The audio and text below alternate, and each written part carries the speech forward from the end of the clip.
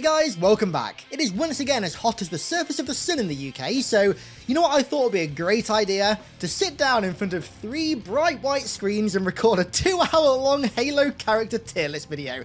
Yes, I'm armed with 739 milliliters of ice water, and today we're going to rank all of what I consider to be Halo's major characters. Now, most of the characters are from the games. There are a few from the books in the kind of expanded universe. There are bound to be some characters on here that you think I should have put into the list that I haven't done.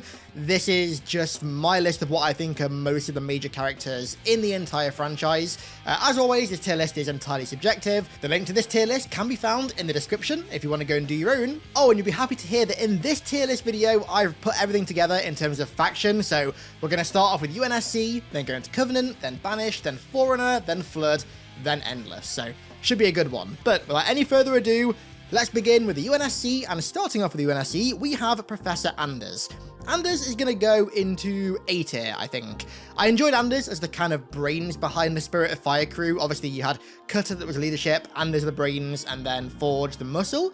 I really like Anders. I like her sort of mini story arc in Halo Wars 1, where she gets captured by the Covenant, by Regret specifically, and then escapes. And then the more fleshing out of her character in Halo Wars 2, I really enjoyed as well, especially the ending where she basically gets teleported away on Installation 09. We still have no idea where she is though, which is kind of annoying. I really hope that at some point we get an update on her whereabouts, because the last we saw, she was on Installation 09 in the middle of nowhere and got jumped by a Guardian. So it'd be cool to see what Anders is up to nowadays. But yeah, I enjoy Anders. She's a cool character. She's also a great leader, especially in Halo Wars 1 as well. Her cryo abilities are really good. But yeah, A tier. Next up, the one and only Edward Buck. Buck is going to go firmly into S tier. Voiced by the one and only legendary Nathan Fillion. It's impossible to dislike Buck. I love his story arc in ODST and also in New Blood and Bad Blood, his transition into a Spartan, how he suffers with the Rookie's death and then also Mickey's defection to the Insurrectionists. The whole like kind of character study of Buck going through all those traumas in those books was really, really good. Even though I'm not 100% of a fan of the direction they took Alpha 9 and killing the Rookie off and Mickey becoming an Insurrectionist, I do really like how Matt Forbeck characterized and wrote Buck in those books. And then we had Halo 5 Buck, who was good. His character wasn't as good as it was in ODST or New Blood or Bad Blood, but he still, at least to me, for the most part, felt like Buck. Some of his jokes that he cracked with Locke in particular, I did like. That's twice. But we're counting now? But yeah, the main thing for Buck with me is the fact that he's voiced by Nathan Fillion, who, I mean, come on, who doesn't love Nathan Fillion? He literally is Nathan Fillion's character. I really like Buck, and I hope that at some point, now that Alpha 9 have mostly reformed, we get another ODST game led by Buck with the rest of Alpha 9. It's like a dream. Take my advice, Rookie. Never fall for a woman. Make sure she's got both. Next up, we have the leader of Noble Team, Carter, who's also going to go into A tier, right now at the top of A tier. Out of all the Noble Team members, Carter is one of my least favorite, but I actually love Noble Team's characters, so saying least favorite is not exactly a bad thing. Carter is a great staunch leader of Noble Team, and I also just love the way that he goes out. Noble Team's deaths are so well done, and Carter's is just a great example of that. The captain going down with his ship is fantastic. You're on your own, Noble. Carter out.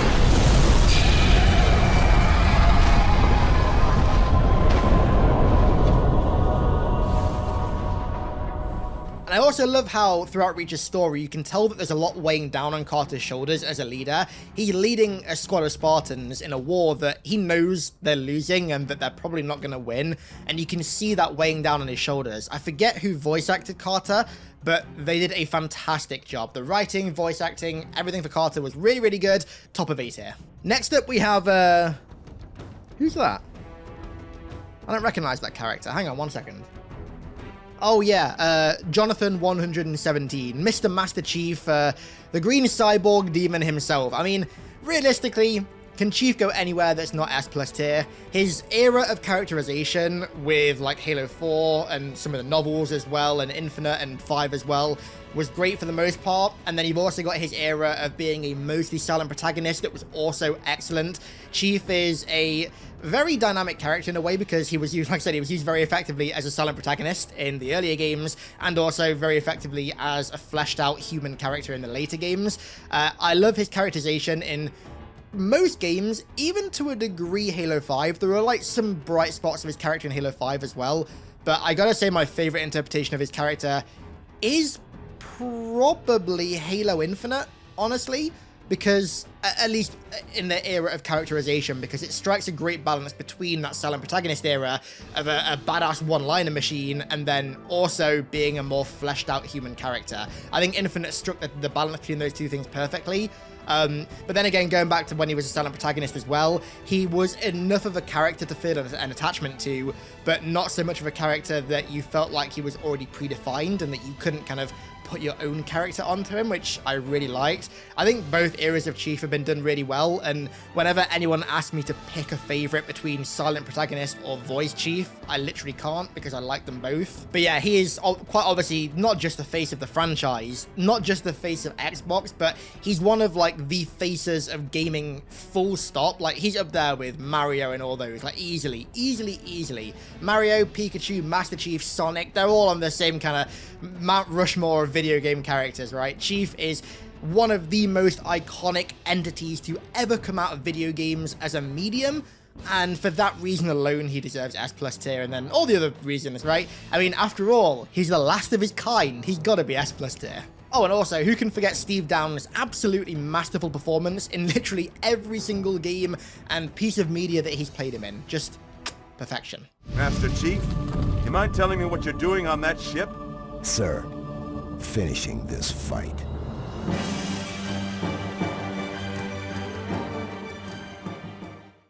Next up, we have the man, the myth, the legend, Chips Dubbo. Who's the man? I'm gonna put Chips in S tier, man. Honestly, it might seem a little bit silly because he's not really a character per se, but the amount of personality that Chips Dubbo, the Australian Marine, brought to the original trilogy is actually kind of crazy. Like, I feel like that's one of the biggest things that modern campaigns are missing. I was a bit disappointed that Infinite didn't have him back, quite honestly. I really was hoping they were going to. Chips brings so much like comedic personality to the Marines as a faction. Him and Sergeant Stacker are essentially the personification of the Marines in Halo, and they do such a good job at striking that balance between being like comedic and lighthearted and then serious and militaristic. And of course, Chips is like the comedic and lighthearted part of that. Hey, I'm gonna make this one into a rug. He's got some unbelievably iconic voice lines. He's got an Australian accent. I mean, who doesn't love an Australian accent? Seriously, as you saw in my last tier list video, I even have my Siri set to an Australian accent, and part of that I put down to good old Chips Dubbo. Okay, guys, I'm gonna try and sneak up behind the flood. I'm coming in behind them now, so shush, just be quiet. Can't believe it. What the hell are these things? Crikey, look at them. I've never seen anything like this before. If I can just get a little bit closer, maybe I can just prod one and see what it does. I've got to be really quiet now, okay? They look pretty bloody dangerous. Oh, crikey! I've never seen things like this before. The guy is a legend. If you want to go kind of canon with him, he's pretty much survived everything. I made a video about this a few years ago. If you want to learn the kind of rough lore behind Chips Dubbo, you can go and watch that. But yeah, I absolutely adore Chips Dubbo and the Australian Marines, and I really missed them. I really did miss them. I was kind of hoping Infinite would bring him back. Next up, Cortana, who of course is just going to go, honestly, above Chief in S+ tier. Cortana is the yin to Chief's yang. She's the brains of the Chief Cortana duo. Her story is incredible, saddening, a little bit iffy towards the end with Halo 5, but I loved how she went out finally in Infinite. Her final scene in Infinite where she detonates Zeta Halo and she's just gone after that was, to me, a mostly adequate redemption for what she did in Halo 5 and for her character kind of breaking the fourth wall a bit, her character overall. Jen Taylor's performance as Cortana is like nothing short of perfect. It's easily one of the best performances in video game voice acting, or voice acting full stop if you ask me. I feel like when I'm talking about Chief and Cortana, I don't really need to go into much detail as to why they're both great characters because we all just kind of know why. And even though she's the brains of the duo, Cortana also has some great one-liners as well, in particular in Halo 2. I gotta say, I think my favorite personification of Cortana was actually H2 Cortana. You look nice. Thank you. Probably Halo 2, closely followed by Halo 4. Halo 4's Cortana was fantastic, but Halo 2, she has so many cool one-liners and little like quirky lines in that I really, really like. I saw it too. It looked like a temple. If I were a megalomaniac, and I'm not, that's where I'd be. This lake couldn't have been formed by volcanic action, which means it was either built this way on purpose or was created by some other cataclysmic event. I'm sorry, were you trying to kill something? Halo 2 is definitely her wittiest game, but yeah, overall Cortana is just a superb character. The franchise, she is as much a face of the franchise as Chief is, if you ask me. She's beyond iconic. I will ask, and you will answer. All right. Shoot.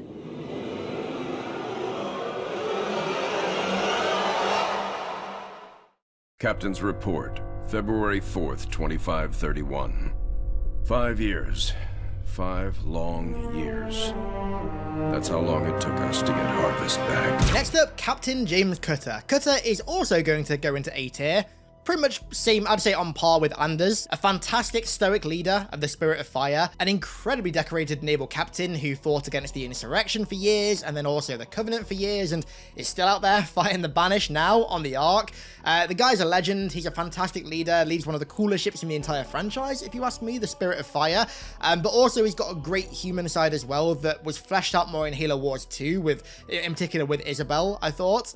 And where you see one old ship, I see home. And that is always worth fighting for. Ships in Halo have never been my forte, but Captain Cutter is, to me, one of the most iconic naval commanders or naval captains rather, in the entire franchise, so I'd say a solid A tier. Veronica Dare, Ms. Naval Intelligence, top of A tier. I really like Dare. Her character throughout ODST was fantastic. I love how close to her chest she kept all the Oni secrets. Like, even with Book, that whole like diametric played up with Book was really, really good, where even though they were kind of an item, kind of not an item, she was still very staunchly Oni and refused to tell him anything about what their real mission was.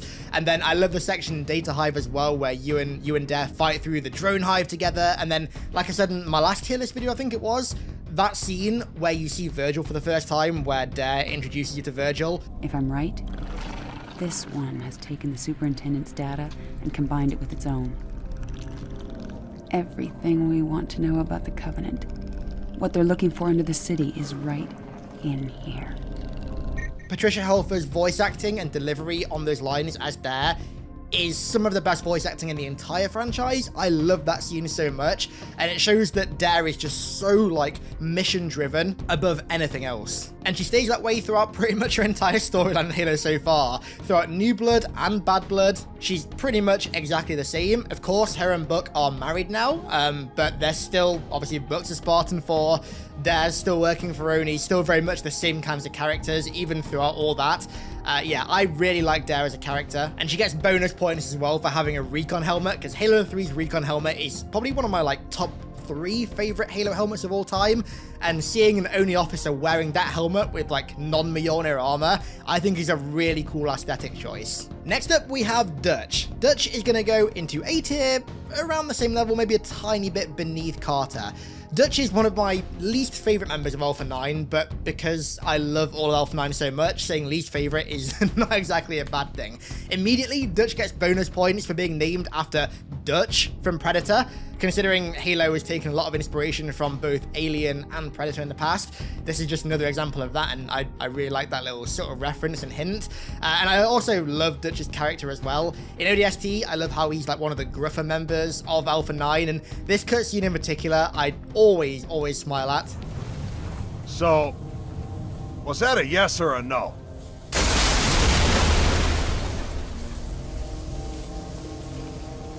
Amen. And then his characterization throughout New Blood and Bad Blood as well, I did really like. I loved how his character just changed quite strongly after the rookie's death. It really shook Dutch up to the point where it basically made him retire from the military. And I can't remember what job he went to do, but he met up with Gretchen again, got married to Gretchen, and I can't remember what For some reason, I'm thinking like an ice road trucker. It wasn't an ice road trucker, but it was something like that he went to do. And then, of course, he ended up joining the military again and becoming a Spartan 4. Yeah, Dutch is a great character, and like I said with Buck, I really hope we see more of Alpha 9 soon, with Gretchen included as well. Next up, Emil. Now, this is going to shock some people, maybe not. I love Emil, so Emil is going to go S tier, ever so slight, on par with Buck. Not higher, not lower, on par with Buck at the top of S tier. Personally, Emil is my favorite member of Noble Team since that Spartan Will Rise trailer that came out before Reach came out. That was like a mini documentary that Halsey made of all the members of Noble Team. Emil was my favorite, just like that, instantly, straight off. I know it's like his typical like edgy, like dark, brooding character. He's got a skull on his visor. He loves knives. His armor's black and red. I don't care. May I? Don't cut yourself. Emil's fantastic. He's voiced by the legend Jamie Hector of The Wire, which is a massive plus as is. But I just love his character, how cold and harsh he is in Halo Reach. On your knees, now! They're not rebels, they're farmers. I love his response as well when George dies. It's just a very Emil response. Hey, you made it. It's a regular family reunion. Keep him. I gave him to you. I'll honor him my own way. George always said he would never leave Reach. The big man was sentimental. He gave his life thinking he'd just save the planet. We should all be so lucky. Considering those two were friends that had a little bit of tension at times, but they were friends. She needs a full psychiatric workup. She's not the only one. Lock it down, both of you. His armor is, needless to say, iconic at this point. It's one of the staple armor sets of the entire Halo franchise. Is it a bit gimmicky to etch a skull on your visor with your own kukri? Yes, but is it cool as hell? You can't say no. No one can deny that it's cool as hell. It just is. I really like Emil. One of my favorite member of Noble Team, easily. One of my favorite Bungie era characters, to be honest with you. Obviously, we can't get anything new for Emil, but I'd love some like Emil backstory, maybe like in a short book or short novel or short animated short or just something like that, because in Emil's backstory, from what I remember, he loses his brother, who's the last member of his family, in a glassing, and from that moment forward, that's why he hates the Covenant. I mean, obviously, everyone in the UNSC hates the Covenant, but like Emil hates the Covenant because he lost what little was left of his family to them, and so he wants to get his own back, and that's part of why he's so violent and sadistic, which makes sense. But yeah, I love Emil. Emil's so cool, man. I love Emil. Next up, we have John Forge, my favorite member of the Spirit of Fire crew, going at the top there. I love John Forge, honestly. His story in Halo Wars, his ending was very sad. He went out a hero, saving the Spirit of Fire. However, the guy single-handedly brought down an Arbiter, and not just any Arbiter, Ripper Morami, an Arbiter that had to be freed from prison for being so savage. This wasn't just your average Arbiter. This guy was a literal savage, and Forge took him down on his own in what was mostly hand-to-hand combat, may I add, which is fantastic. And for the record, I would have kicked your ass the first time if the lady hadn't stopped me. He's got great charisma. I love the scenes where he both saves Anders and also where he tries and fails to save her. He's just an all-round really fun character. That scene at the start of Halo Wars 2 is always quite sad when I think it's Cutter goes up and just looks at his cryo bay with it being empty. Very sad. I miss Forge, but it's cool at least that his daughter's out there, Ryan Forge. She's out there doing quite literally galaxy-changing stuff. I mean, because of her, Guilty Spark has now gone to reseed the precursors, which is wild to think about. I've never actually put that into a sentence before, just thought about it. Because of Ryan Forge, Guilty Spark has gone with the librarian to reseed the precursors in a different galaxy. That was crazy. To say that Forge has left a legacy is quite the understatement. Next up, we have Fred, my tied favorite member of Blue Team. Fred is going to go in S tier, just below Buck. I love Fred. The Knife Master of Blue Team is just such a cool trait to have as a character, and so many of the things that he's done in the expanded universe with his knives are just so sick, which is why in Halo 5 I was so disappointed that Blue Team's characters were just so neutered and didn't really feel like their Buck counterparts at all. Like, I was really excited to see Buck do some crazy shit with knives, like he does in The Package, for example, in that Halo Legends short.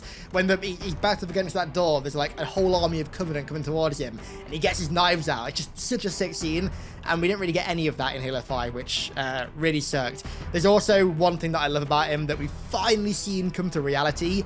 This piece of concept art for Fred for Halo 5 was one of the best pieces of Spartan concept art in Halo, full stop. And now that we've got the Morrigan helmet in Halo Infinite, we've kind of seen that come to a reality. We just need ponchos and massive knives now. They're the next two things we need to be able to fully cosplay that version of Fred. But yeah, I love Fred, the stoic leader of Blue Team alongside Chief, with a fantastic personality, very cool, unique traits. Fred is my tied favorite member of Blue Team. You'll see who he's tied with in a minute. Dr. Catherine Halsey. I feel like Halsey has to go in S+ tier. She is the backbone of everything in Halo, pretty much. She's the personification of the grey area. Like, she is the personification of the philosophical debate of whether the ends justify the means, because on the one hand, she committed one of the worst war crimes in the history of humanity, kidnapping and stealing children at the age of 6 to forcibly conscript them into the military, pump them full of experimental chemicals, and then force them to become essentially cyborgs. I mean, it's very hard to think of anything less moral and ethical than that.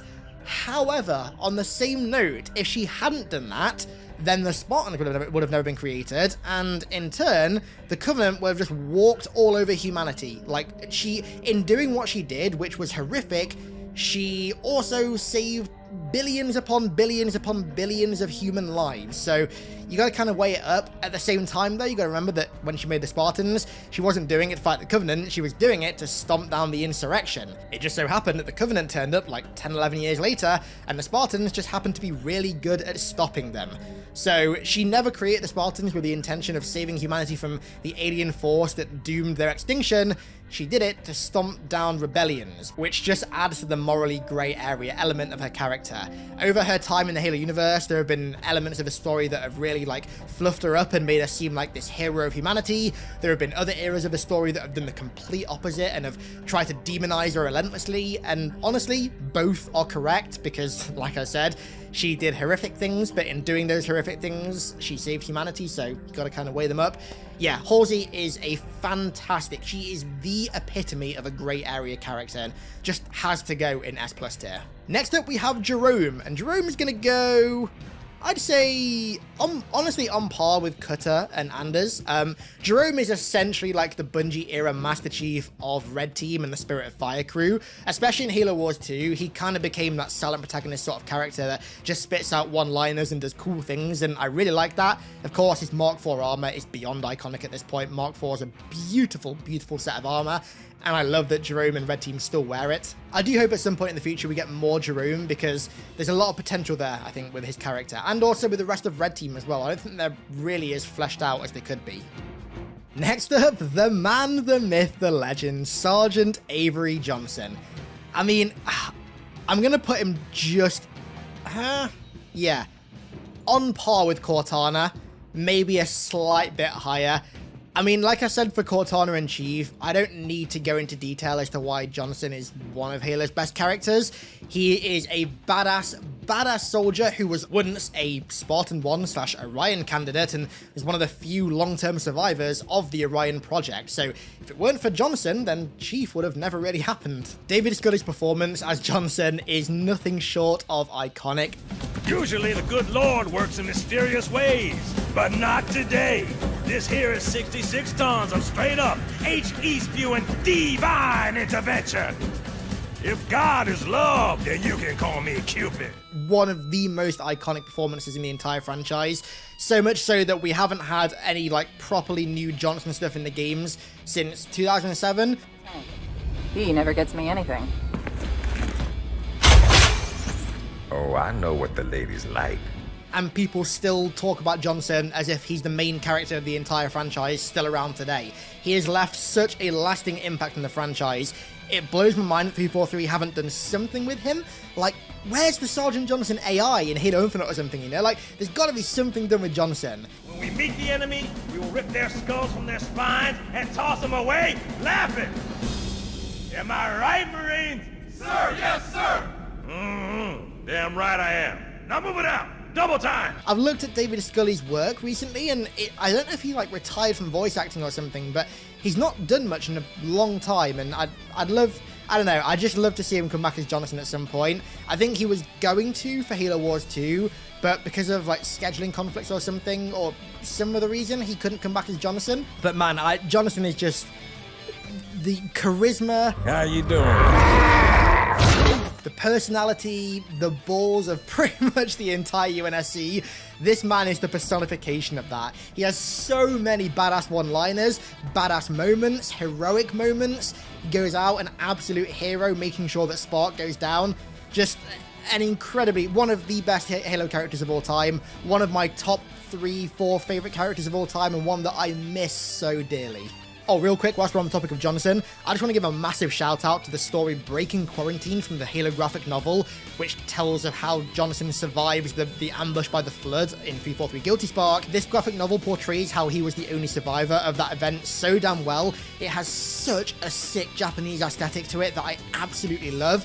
Very underrated Jonathan story, but overall, like I said, Jonathan is just a near perfect character, and I miss him so much. I want more Jonathan, played by David Scully. Thank you. Next up, we have George, one of the 3 members of Noble Team that I'm going to put into S tier, below Emil. George was the BFG, the big friendly giant of Noble Team. He was the biggest Spartan. He was the only Spartan 2 in Noble Team, which is partly why he met his unfortunate end when he did. He's fantastic. Of course, I've got to give credit because he's a British Spartan, right? Well, he's not British, but he's got a British accent. I've got to give him credit for that. But I love the more empathetical moments of George's character. When he speaks to civilians in Hungarian, or talks that girl down from being scared from the zealots in Hungarian as well. I love the little moments of humanization like that. They really help George stand out above the rest. Your accent sounds familiar. Chapron? Tangari. Friend of yours? Father. Sha'ainalong. I'm sorry. Why would you be? Big man forgets what he is sometimes. She just lost her father. I think if you were to like take an average ranking of every member of Noble Team across like every person that played Reach, George would probably rank the highest. But for me, he's the second highest because Emil is just untoppable for me. I love Emil too much, but I love George's character so much. His end, like I said, very sad, very unfortunate. Listen, Reach has been good to me. Time has come to return the favor. Don't deny me this. It's the first shock of Reach seeing him actually die, because obviously Spartans never die, right? But then only like 5 missions in, we see one of the main characters, a Spartan, die. But yeah, fantastic humanization of the Spartans, fantastic voice work by, I forget the guy's name who voiced him, but fantastic voice work. If by some insane stretch of the imagination we ever get George in a live action thing, this is going to sound really obscure, but I'd love to see Timothy Dalton play him. For some reason, George has always reminded me of Timothy Dalton. I think Timothy Dalton would play a fantastic George, but yeah, I love George, second favorite member of Noble Team. No, he's not. He's my third favorite member of Noble Team, because my second favorite is June A266, the last surviving member of Noble Team. I love how kind of quiet and reserved June is. You just get this sense of like, I don't know what the word is, maybe like elitism or something from June. He knows that he's one of the best at what he does. Here, you may need these. High velocity, armor piercing. They'll take the hat off an elite at 2,000 yards. And they ain't cheap. He's one of the most talented snipers in the entire UNSC. He knows it. He's got such a fantastic voice actor as well. Whole area is supposed to be evacuated. Didn't like leaving it to someone else to protect our home, so we came back. For this. We have them hidden all over the territory. You know, this stuff is stolen. What, you gonna arrest me? No, I'm gonna steal it back. And I love the fact that he actually survives Reach and goes on to become a recruiter for Oni for the Spartan 4 project, which I think is very fit for his character. He does look quite a lot like Agent whatever his name is from Hitman now for some reason. But there's a very small part of me that hopes at some point in the future we might see June put his armor back on and become a fighting Spartan again and get a story or something with him in it. There was a very little part of me that was hoping in Halo Infinite we were going to see June, because obviously there's quite a lot of references to Noble Team in that game and Reach in general. and June is still very present. I mean, granted, he is technically in the game in some of the Season 2 lore text file things. June is in them, so he's still very present in the story, as present as he's been since Reach, in fact. But I really want to see him put the armor on again and fight again. I'd love to see June and Chief back-to-back fighting. That'd be fantastic.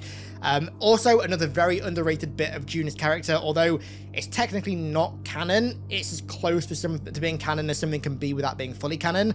A Fistful of Arrows, the story that tells of how he escaped Reach on his own and saved Halsey, is just absolutely fantastic. Leviathan did a great job on that. If you haven't read it, then I'd highly recommend it. But yeah, I love June's character so much. Just that sense of elitism about his character. He knows that he's one of the best marksmen in the entire military, and he's not afraid to show it off. Next up, we have Kat, who is my probably 4th favorite member of Noble Team, I'd say, maybe 4th. She's going to go above Carter in A tier. I like Kat. I like how kind of cocky Kat is. A good place to look might be, I don't know, the nearest non-existent launch site in the non-existent Saber program dismissed by 3 administrations as preposterous rumor, and in which our newest member was certainly never a pilot. You're scary. You know that. It's the same kind of thing with June, where June is like kind of elitist in a way. I don't know if that's the right word. Something like that. But like you can tell with June, he knows how good of a sniper he is. With Kat, you can tell that she knows how intelligent she is, and she's not afraid to not show off, but she's not afraid to be confident with that, which I think is very, very cool. You're in my light, Commander.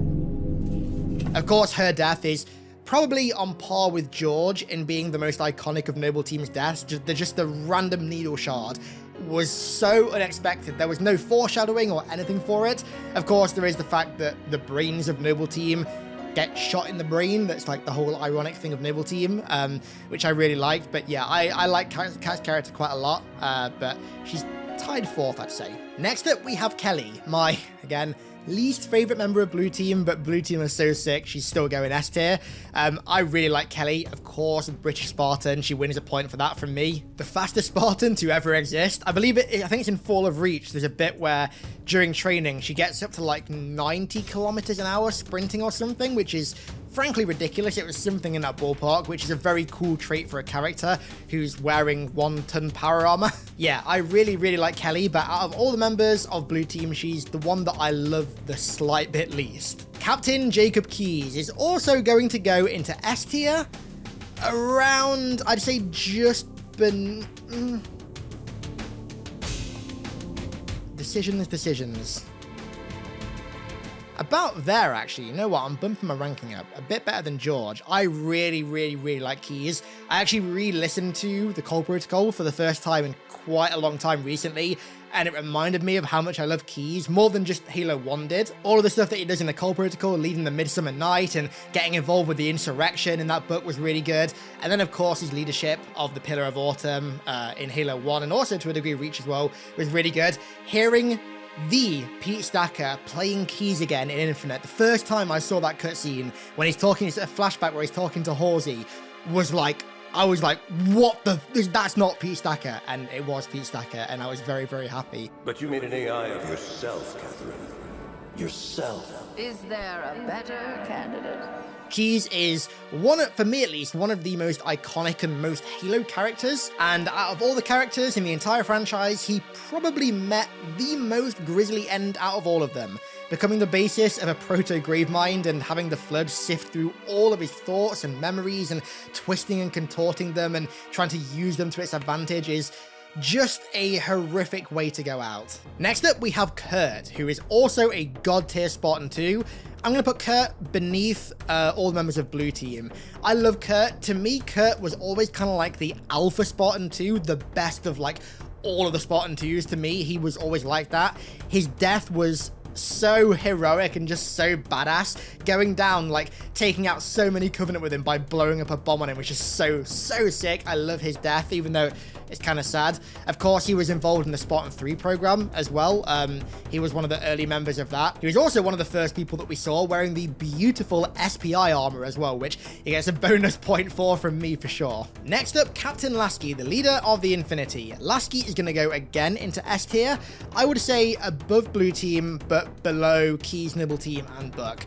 I love Lasky. Lasky is easily my favorite new 343 era character. Like, I'd say by quite a long shot, to be honest with you. Copy, Cortana. Weapons! Prepare firing solution.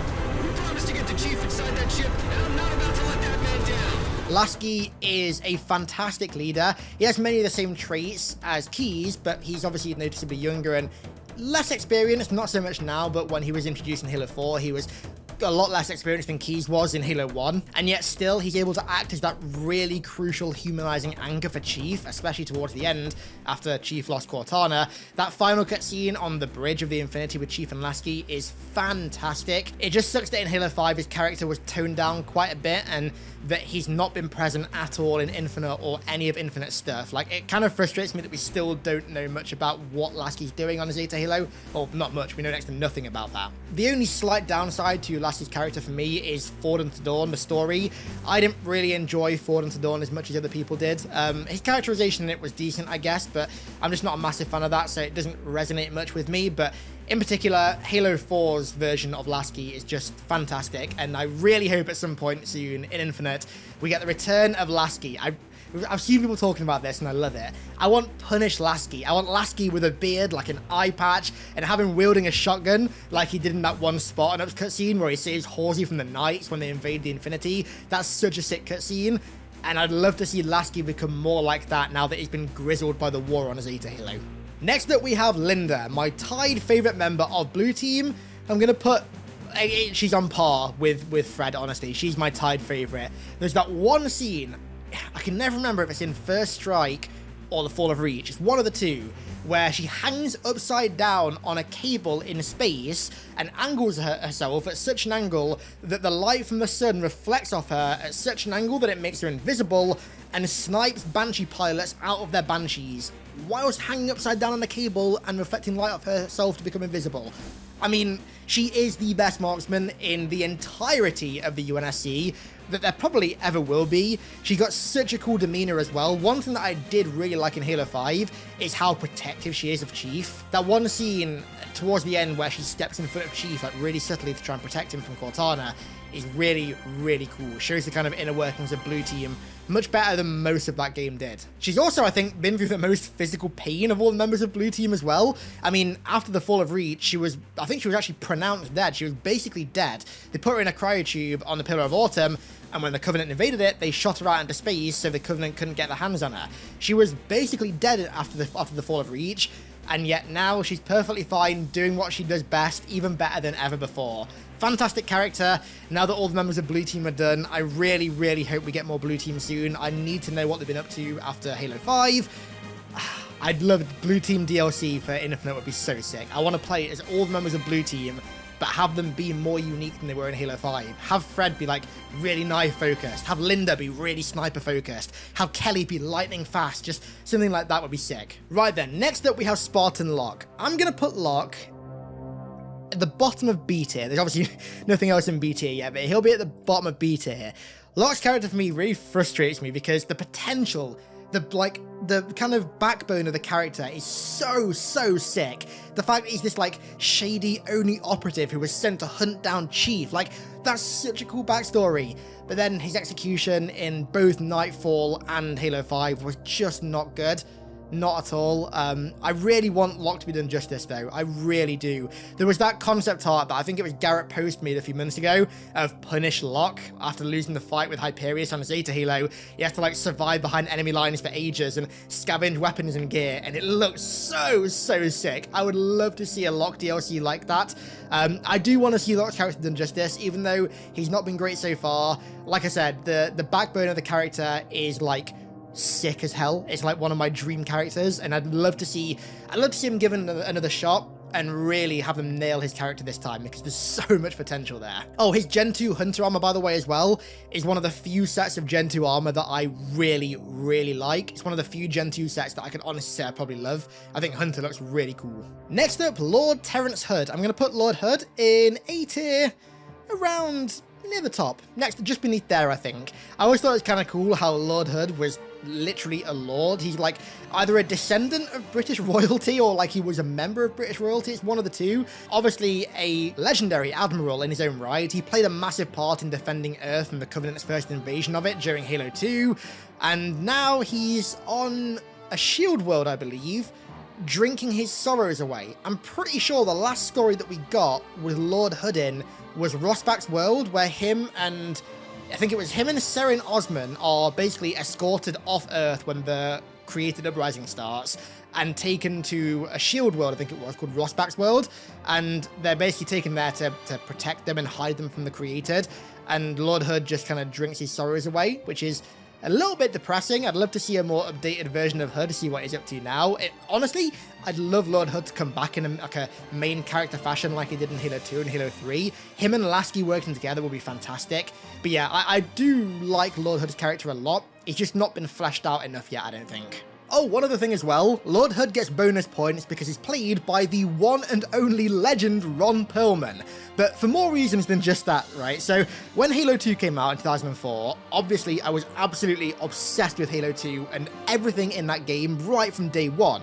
However, at the same kind of time, Ron Perlman's Hellboy movies released, where he played Hellboy. And in those movies, there's a character called Abe, who always, back in the day when I was younger, reminded me of a Halo 2 Elite, and I loved Abe because he reminded me of the Elites, and in turn, that made me love Ron Perlman's Hellboy even more. It's a strange link there, but I just had to mention it in this section because I just remember loving those two kind of simultaneously because Abe looked like an Elite.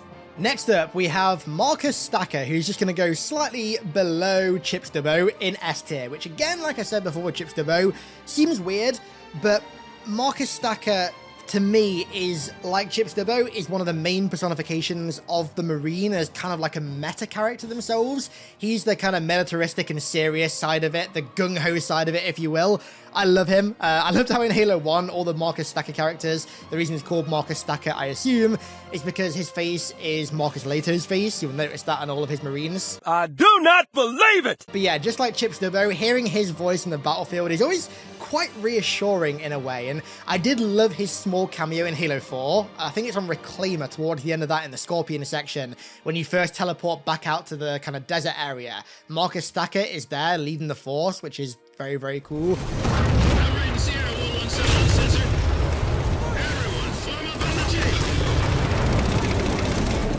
I'd love to see him and Chip Stubbo come back as recurring Marine voice actors, because they are just like so important for personifying the Marines as a whole, and I feel like Halo is missing quite a lot without them. Oh, next up we have the loyal ODST turned traitor turned partially loyal ODST, Mickey Crespo. Mickey is probably, I would say, the best character of Alpha 9 besides Buck. I'm going to put Mickey top of A tier. Just on par with Dare, I'd say. He's equal to Dare with me. I really, really do like Mickey. His defection to an insurrectionist was... I wasn't sure how to think about it for quite a while, but as I've gone back over the details of New Blood and of Bad Blood, and I've reread the sections where he starts to turn again, because obviously it's not just like a snap thing, it's a slow degradation into becoming an insurrectionist, I do kind of like it. I think the fact that he's become a member of Alpha 9 again so quickly after Rookie's death, considering the insurrectionists were to blame for that, is a little bit weird.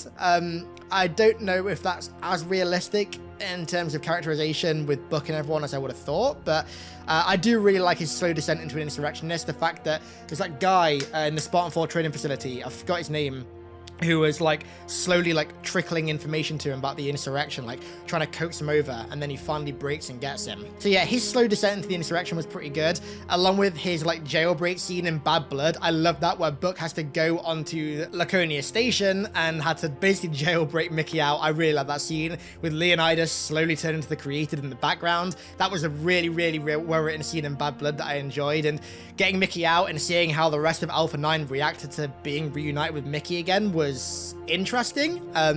Yeah, like I said with the rest of Alpha 9, I'd love to see an Alpha 9 reunion game or story at some point.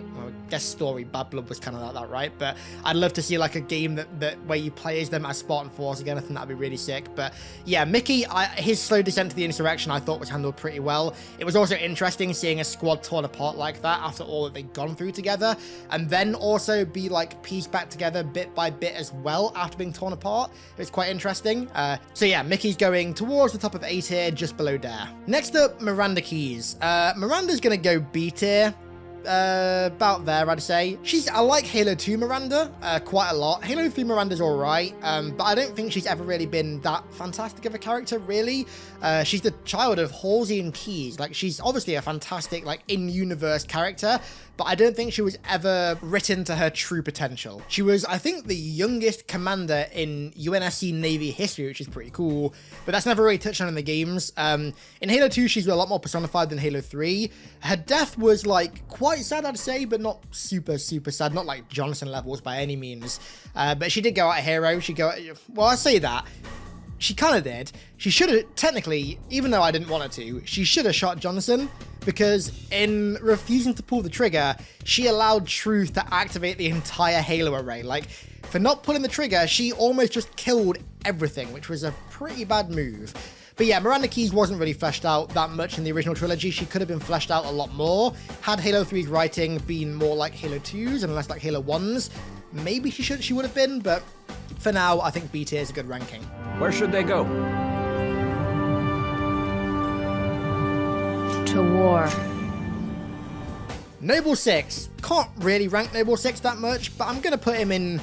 I'll just stick him in B tier, I think, because I like the kind of shady Oni lone wolf backstory that he's got. That's pretty cool backstory. The fact that he was able to make entire militias disappear was very, very cool, although none of that really matters because the whole point of his character, like the Rookie, is that he is you, except this time he has a few voice lines, like the Rookie that didn't have a single one.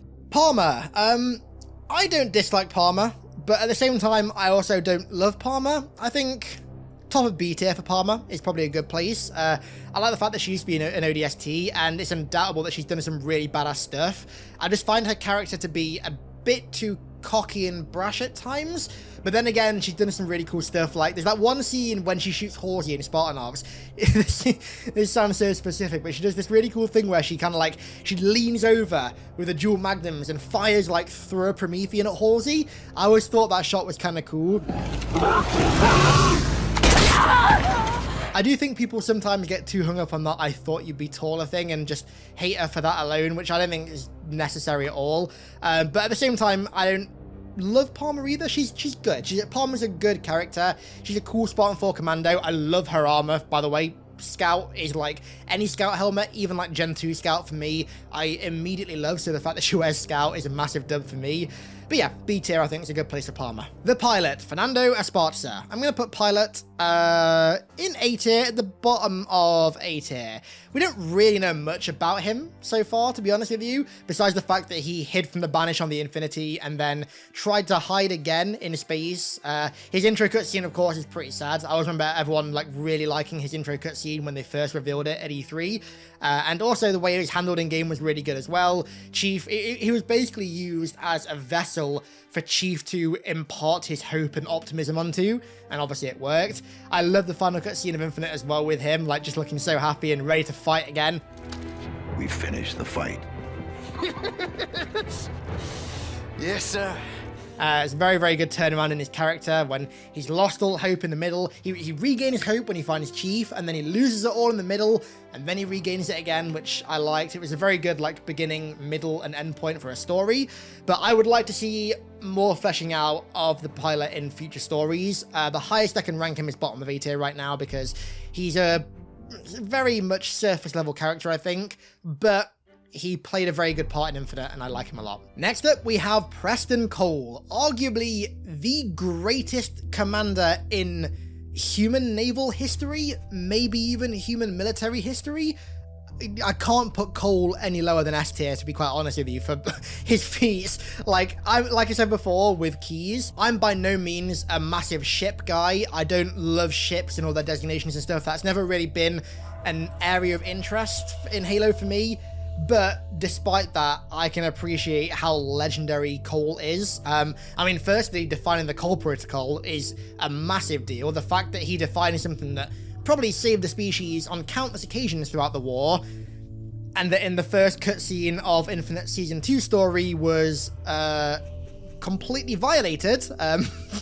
Bringing Aratus back to that base was a complete violation of the Cole Protocol, like a cut and dry violation of it. But the fact that he created something that saved humanity countless times is very, very good. The impossible life and possible death of Preston J. Cole is a fantastic mini story in Halo Evolutions.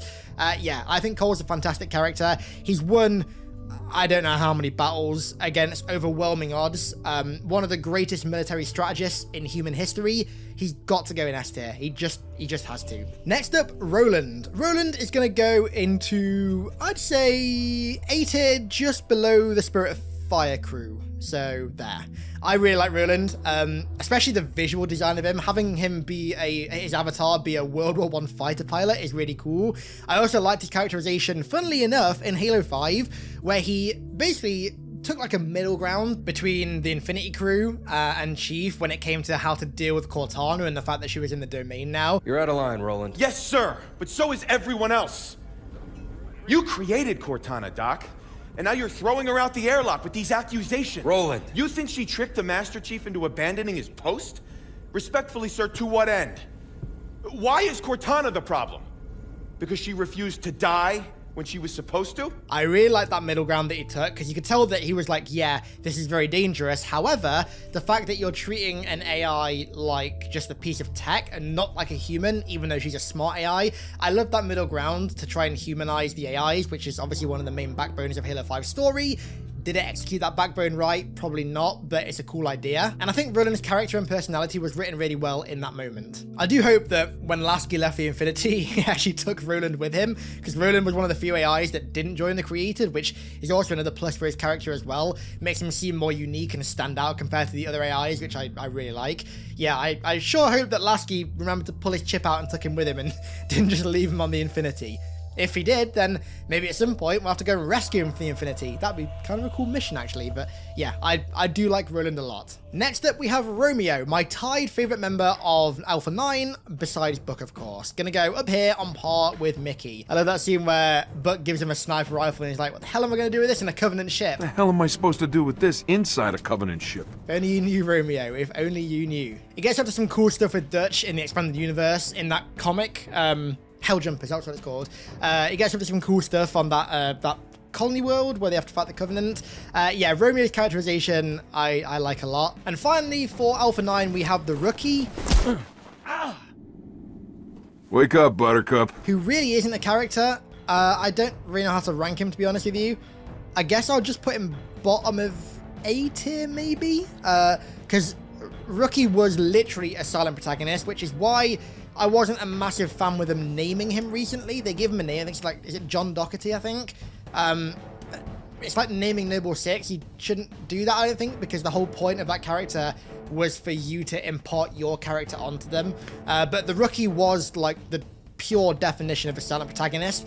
That said, though, he does convey some character in mannerisms, and I love so many of his little mannerisms in ODST. I can't name any specifically. I'll have some on screen right now, obviously, but there's a little like shrugs and stuff that he does, and the way that he manages to go through the entirety of the events of ODST without speaking a word is quite good, honestly. That's quite a feat. Holly Tanaka, C tier. She's all right. I like her armor. Her armor's decent, but her character's just like kind of alright, I guess. Her best story was that one in Halo Escalation, where she survived in that colony against the Covenant for ages and like led that entire group of survivors. I like that, but in Halo 5, she was kind of meh. Probably my least favorite member of Osiris, to be honest with you. Yeah, she was alright. Olympia Vale. Vale is going to go with the top of B tier for me. I love the kind of connections to the elites with her. Shinsei Remau. Shinsei Wute Hade. What's that, Vale? Sangili burial prayer. A warrior at birth, a warrior in death. I wish that had been used a bit more in Halo 5. The few moments where it was used were cool, like when she starts speaking Sangheili, when she finds all those dead elite bodies and stuff like that. I like that little interaction. But I just kind of wish we'd have more of that. Again, just like Tanaka, my favorite version of Vale's character wasn't in her debut game, rather in her debut story in Hunters in the Dark. Hunters in the Dark is, for me, probably the most underrated Halo story of all time, or Halo book of all time, and Vale's really good in that before she became a Spartan, but she's a lot more characterized in that than I think she was in Halo 5. Next up, we have the weapon, who I'm going to put towards the top of A tier, right at the top. She's a very simple version of Cortana, kind of a different version of Cortana, but a very simplified version of that character, pretty much. I like her kind of naiveness towards everything. It's kind of cool seeing Chief teaching her stuff as they go along, when in most cases it's the opposite way around. Cortana's the one teaching Chief stuff, so it's nice seeing those roles flipped. And Jen Taylor's voice acting as her in Infinite was absolutely fantastic. The fact that Jen Taylor managed to voice 3 characters in Halo Infinite, and all have them sound completely different, but also at times similar when they needed to be, just shows how goddamn incredible of a voice actress she is. And like I said, the weapon was a great example of that. I love her naiveness in Halo Infinite, and just how oblivious she was to certain things, how simple she was at times, but then also the bit where she almost gets deleted by Chief. That section, I think it's in the Command Spire, where she basically falls out with Chief in a way. That was a very interesting dynamic to take into a level and have play out throughout the level, which I really enjoyed. And he was going to delete me. What? Chief? Really? He doesn't talk much. He's more of what you might call a man of action. Especially when it comes to killing things. Right, Chief?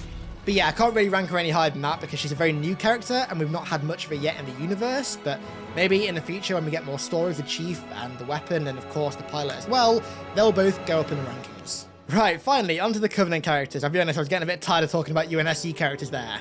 Onto the Covenant characters, we start off with the single best character in not just the entire franchise, but video games full stop. The Arbiter, S+ tier. The Arbiter is the best Halo character of all time for me. If you were to ask me who the kind of main characterized character, if you get me, is of the Halo franchise, I would say the Arbiter. What would you have your Arbiter do? Obviously, Chief is a character, but he's more of a silent protagonist overall, whereas the Arbiter is a fully fleshed out character from the get-go. And, I mean, Halo 2's story is the Arbiter story. Joe Staten has said as much so many times now.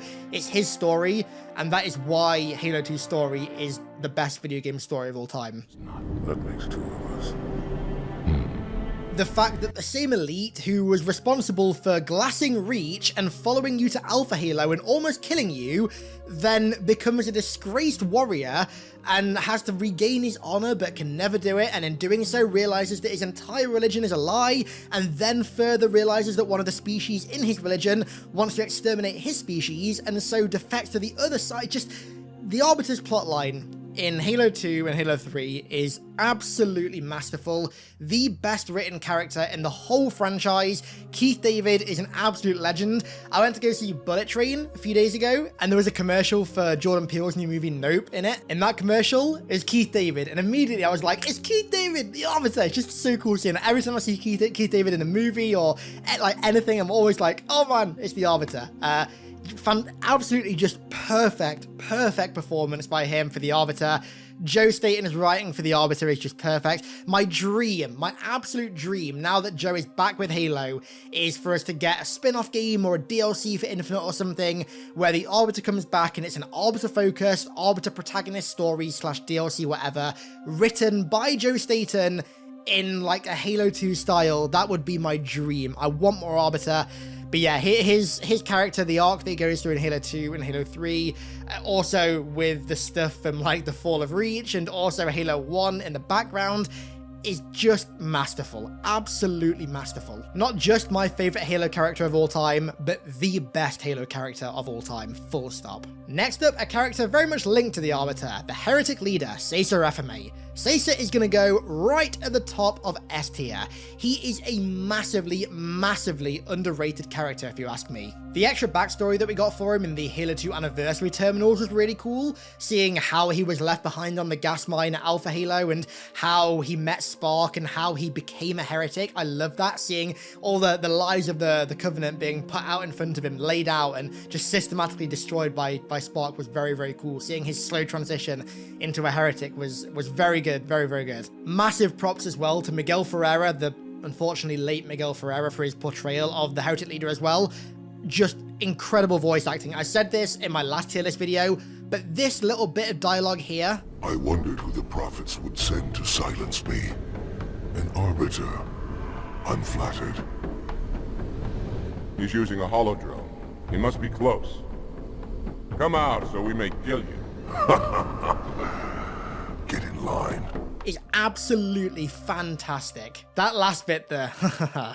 Get in line. Every time that sends chills down my spine. The role the heretic leader plays in Halo 2's story as well is just perfect. The fact that Velvedam's first adversary as an arbiter is someone who he would later look back on and regret killing. And I believe in the encyclopedia that came out recently, the Arbiter, it even says the Arbiter like named a ship or a colony or something after Caesar Reframe, which is very, very cool. But the fact that his first adversary was someone that he would later find a lot of common ground with, I thought was very intelligent as well. I just wish Caesar had never shot first. If he hadn't shot first, things would be so different and he'd still be around now. He also gets bonus points as well for just how cool, not just he looks, but also his entire faction. The heretic faction looks so damn cool, and he's just like the cherry on top of all of that.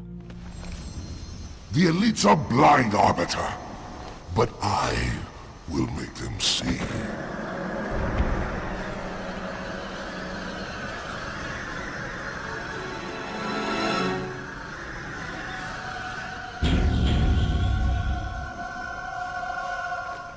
Next up, Julam Dharma. I was never really a fan of Jul, to be honest with you, so I'm going to put him at the top of C tier.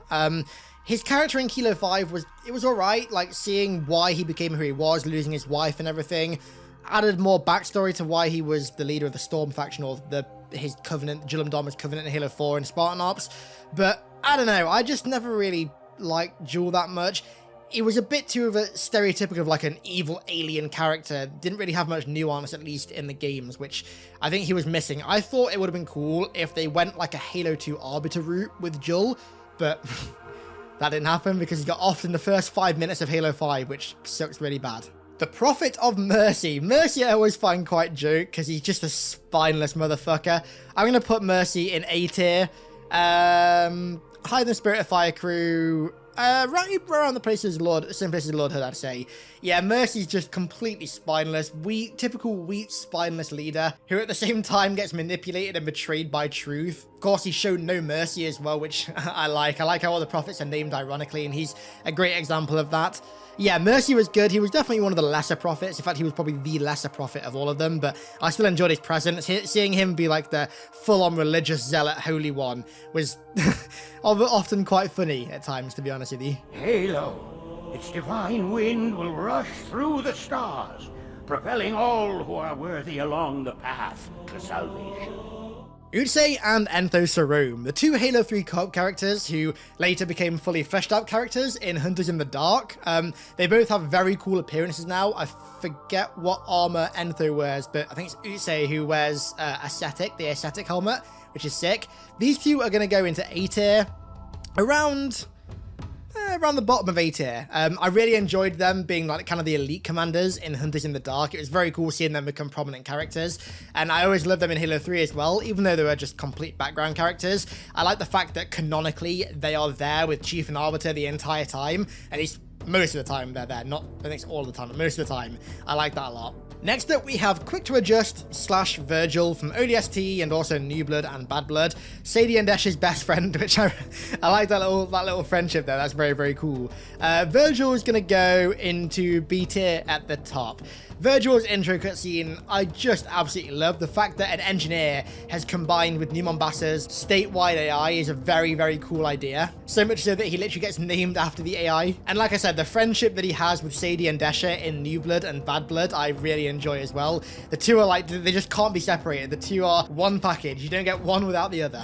The Prophet of Regret, the old man that we punch in the wheelchair. Regret's going to go in A tier as well. I'd say just a bit above Mercy because Regret had quite a lot more fleshing out in Halo Wars, obviously. The fact that he was in that, I really liked that. Although he was a bit more like crazed and maniacal, not sure what the word is, one of the two, in Halo Wars. In Halo 2, he obviously jumped the gun, went to Delta Halo early, and got himself killed because of it. I liked as well how much of a religious zealot he was alongside Mercy, but not quite as much as Mercy. Nothing can be done until my sermon is complete. Ripper Morimi, the Arbiter from Halo Wars. This guy was a savage. He's going to go at the bottom of A tier, I think. I forget what that story's called, but there's a really cool story that acts as basically a precursor to Halo Wars that shows how this elite, or how Ripper Morimi became an Arbiter, and he was basically taken out of prison by the Prophets and given the role of Arbiter for their mission, which I really, really like. I also love as well how despite wearing the exact same armor as Thel, he's very, very clearly written to be radically different to Thel as a character. Not respectful in any way, doesn't really care about honor, just cares about killing humanity no matter what gets in his way, even his own elites. There's quite a few scenes in Halo Wars 1 where he just throws an elite to the side or pushes one out of the way. A human ship has arrived and is closing in on the entrance port.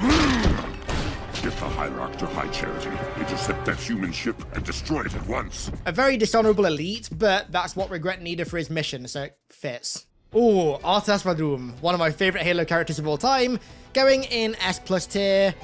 I would say, ooh, this is hard. On par with, ranked 5th in S+ tier. I absolutely love Arthas Vadum so much.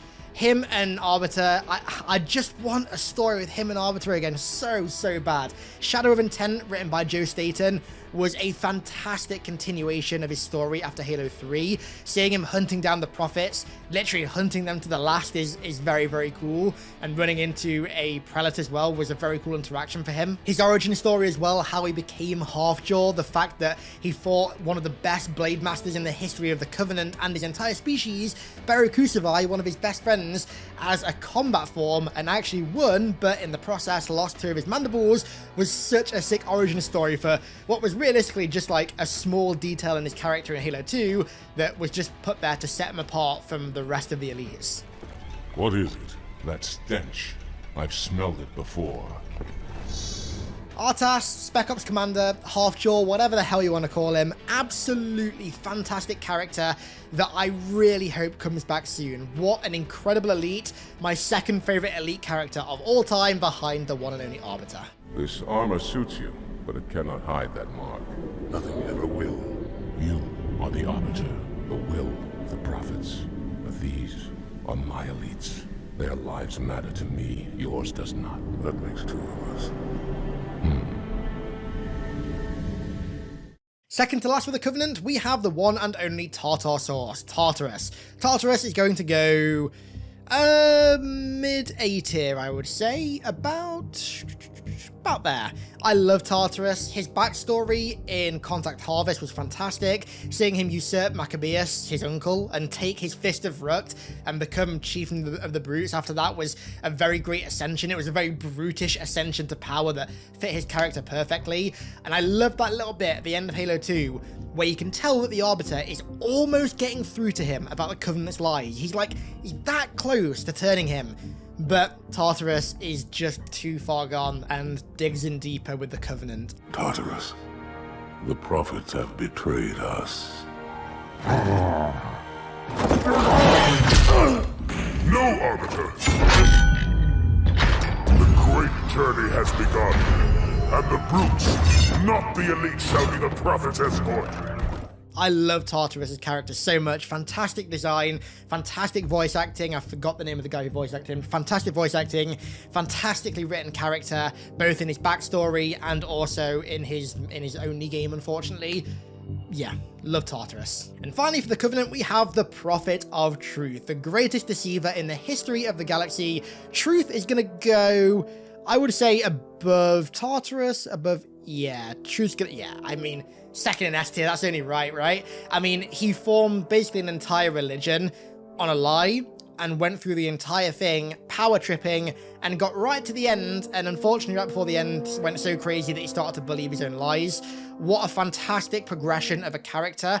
Even though his ending in Halo 3, or not, I say that his ending, his death in Halo 3 was perfect. His characterization in Halo 3 wasn't anywhere near as good as Halo 2, I think we can all admit that, but I think it's a very plausible way for his character to go, for him to basically start to believe his own lies and go crazy based on that, and also the fact that he's power tripping because he's the only one in charge of the entire Covenant at that point. But Halo 2's version of him is just absolutely perfect. Michael Wincott played him so well.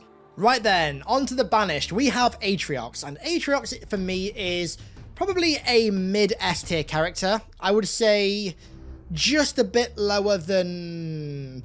yeah, just below than Buck and Tartarus.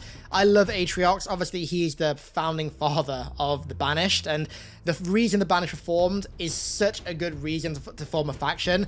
For me, a lot of the Covenant Remnant factions that we'd had post Halo 3, I just didn't really care about any of them. But the Banished were the first one where I was like, right, these are believable, or not just believable, because the rest of them were believable as well, but these are like interesting, they're different, they've got a different motive, they don't believe in the Great Journey, they don't hate humanity, they hate the Covenant, but at the same time, they are technically a Covenant remnant slash, I guess, a Covenant rebellion remnant, you could say. Both Atriox's intro cutscene and intro story as well in the comics, seeing all of his brutes being sent off to die by the Covenant time after time after time again, basically being used to break the human lines, and having that be the thing that changed him and made him realize that this isn't worth it, none of this is worth this much bloodshed, is such a great foundation for a character. He's also got just a fantastic design as well. I mean, Chainbreaker, his mace is an energy mace, man. I mean, that alone is just sick. His armor with the ODST breastplate on his stomach is sick, with the power fist, like the metal fist on his left or right hand, one of the two, I forgot which one. And also the fact that he's played by John DiMaggio as well, for God's sake. I mean, the Marcus Phoenix plays Atriox. That alone is just a massive dub.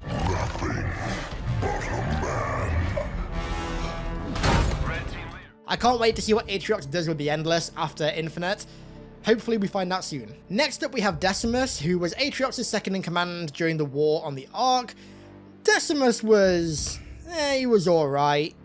I'd say B tier, about there. I loved his boss fight. In fact, his boss fight mechanically for an RTS was fantastically designed. I really liked that.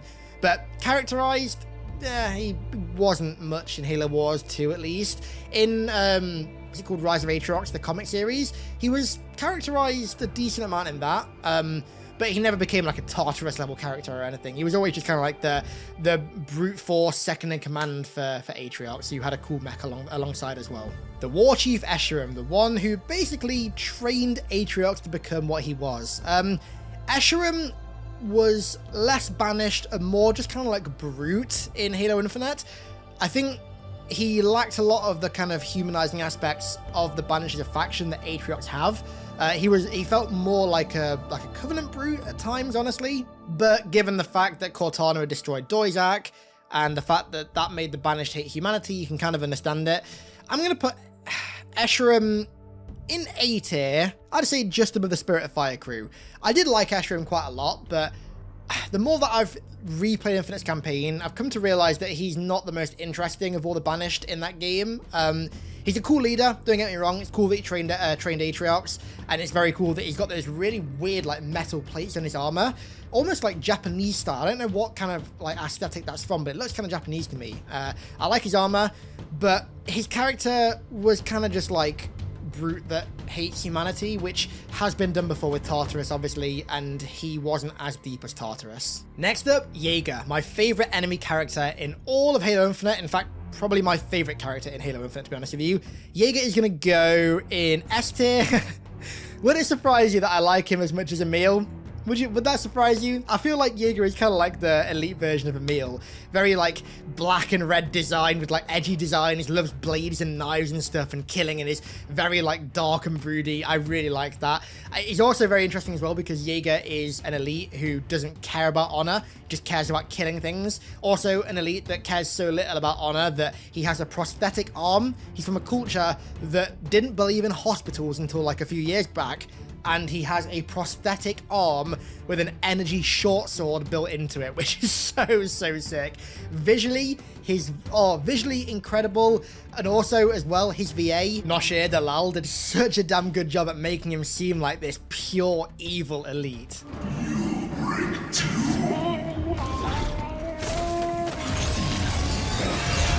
And soon you'll meet your end. Say goodbye. Some of Jaeger's concept art as well, one of which had him wearing some Arbiter armor, is really sick. But it's one of those things where I don't feel like it's a grass is always greener situation, because yes, all of his concept art looked absolutely sick, but the armor that we got in game also looked absolutely sick, so it's kind of like a win-win scenario, right? Jaeger, I do wish didn't die in Infinite, but his boss fight theming was really good.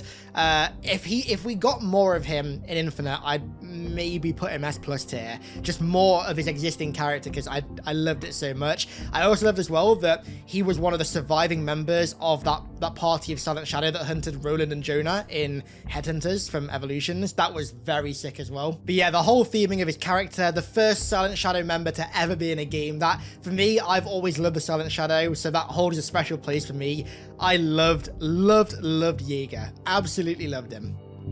Let Valir. Now, I'm going to be honest, I haven't actually read Divine Wind yet, so I don't know the ins and outs of what happens with him on the arc after Halo Wars 2, but I remember loving his design and his voice work, just he was barely in Halo Wars 2, so for me, I'm going to put Let in B tier, probably like, yeah, underneath Virgil, about there, I'd say. Not really much to say about Let, to be honest with you. I know he's the commander of all the banished forces on the arc now, but in Halo Wars 2, he had like literally one line, which kind of sucked, because I thought that his almost counselor-inspired headdress was so sick, and I would have loved to have seen more of that on screen in Blur's cinematics. Next up, we have one of the two banished brothers from Awakening the Nightmare. First off, Pavium. Pavium is going to go at the top of B tier. I think they're both going to go about the same level, honestly.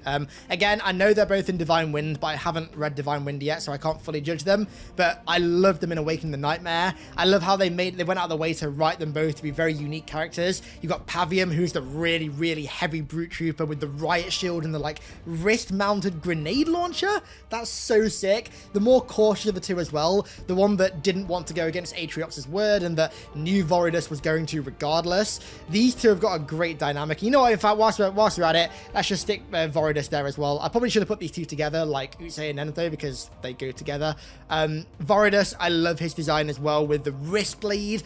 Oh, I'll never forget when I first saw that cutscene where the Flood come out of High Charity, and he fights them with that gas mask and wrist blade. Such a sick cutscene. These two characters are really cool, and my hope is that my fingers are crossed that at some point they make their way to Zeta Halo, and we get to see him in an FPS game. Imagine these two as boss fights. Pavium with his riot shield and wrist-mounted grenade launcher, and Voridus with his like full stealth armor kind of thing and wrist bleed. Like, that's so sick. I'd love to see that in a game at some point. And if by some insane stretch of the imagination this did ever happen, I'd love to see Voridus use his scythe that he has in a piece of concept art. Obviously, he didn't have this in game, but oh my god, this concept art, a brute with a scythe, is so sick. That's such a cool weapon that I would love to have him use in a boss fight or something. Imagine fighting a fully armored brute with a scythe. Do I need to say anything else? I think I can just leave that one there. But they've not been fleshed out enough for me yet in the games to really rank them any higher than B tier. But like I said with Locke earlier, there's a lot of potential. Right then, moving on to the Foreigner section, we have 343 Guilty Spark, who I feel like, after all his personification over the years, just has to go into S+ tier. I mean, not only was he iconic in the original trilogy, how he was our friend, then betrayed us, then was our friend again, then betrayed us again. He was a great character, one of the absolute hallmarks of the original Bungie trilogy, without a shadow of a doubt. Tim Dadabo's voice work on him was just so damn memorable. But then you've got the kind of second and third era, or rather I should say first and third era of Spark as well, when he was a human, Chakas. That entire story during the Fallen trilogy was fantastic. And then you've also got like Point of Light and the whole Ryan Forge sections of his third era, where he becomes Chakas again, mostly. I'm still not a fan of him really surviving Halo 3, but I will say the way they've characterized him and written him, after that, even though I don't like that. The way they've characterized and written him has been pretty good, so I can't judge that too harshly. And now he's off in a different galaxy with a librarian reseeding the precursors, which is quite wild to think. So Spark is definitely S+ tier. You know who else is S+ tier? The Didact. The Didact I absolutely adore. When we first got him in the Halo 3 terminals, people forget that the Didact was technically a Bungie character at first. He wasn't a 343 character. I mean, obviously he's a mainly 343 character, but Bungie were the first ones to introduce him, and ever since those terminals in Halo 3, I'd wanted to know more, which is why I was so happy with Halo 4's story that he was the main antagonist. His backstory as well, the vicious rivalry that he had with the person we're going to be looking at next, in regards to the Halos, and also the ways that he tried to fight the Flood during the Forerunner Flood War, building the Prometheans as these like non-organic beings that were meant to purely counter them, but they weren't effective enough, so he went crazy trying to make more of them to overpower them. Such a great story in the Forerunner trilogy, and then of course in Halo 4 as well. Even though we only get like semi-logic plagued Didact in that game, he's still really good. I'm still pissed off beyond belief that they killed him off in Halo Escalation, specifically in a way that they said that he couldn't be killed. I think it was Silentium or Primordium says that, but he still gets killed via a composer, which is just stupid. I'm not one for retconning stories at all. However, I would be so down for, in the future, the next 72 hours of Escalation just getting completely retconned. Black Team never died, the Didact never died, etc, because that story arc was awful, and it just damaged so much of Halo's story. So many cool elements of Halo's story were just wiped off the board because of that. Granted, the Didact is out there. I'm pretty sure he's supposed to be in the domain as an AI, but I don't want that, man. Bring him back in his armor as like a sentient Forerunner, like an organic Forerunner, not just an AI, because we've had so many AIs like that now, we don't need any more. Bring him back as an organic Forerunner. Oh man, dude, I want to see Chief and the Didact team up with the Prometheans, friendly, against the Flood so bad. That's like my dream Halo story scenario for the future. Fingers crossed it happens, but the Didact for me is absolutely an S+ tier character. And next up we have Faber, the Master Builder, who I'm going to put in A tier, just anywhere in A tier really, I guess there. He could kind of go anywhere in A tier.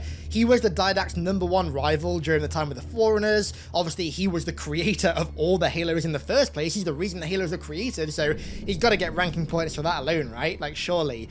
He was the one that wanted to use the Halos, and obviously the Didact didn't, because he didn't believe in them. He thought they were ethically questionable, to say the least. But Faber's descent into like pure evilness and madness on the Zeta Halo in the Palace of Pain with Mendic and Bias and with the Primordial was such good writing. That's some of my favorite Halo story of all time right there from Primordium. The stuff that he did to the ancient humans on that ring, the torturous stuff that he did to them was just horrific. But I thought Faber was a really damn good character. And so was the ISO Didact, Bornsteller, who is also going to go into S tier, but I don't know where. Where's he going to go? I would say he's about on par with Lasky, I'd say. Let's stick him there. The ISO Didact, Bornsteller, is one of the most important characters of the entire Forerunner era of the galaxy. For years, there was that fan theory that Chief had the ISO Didact's gayish in him and was like the reincarnated version of the ISO Didact.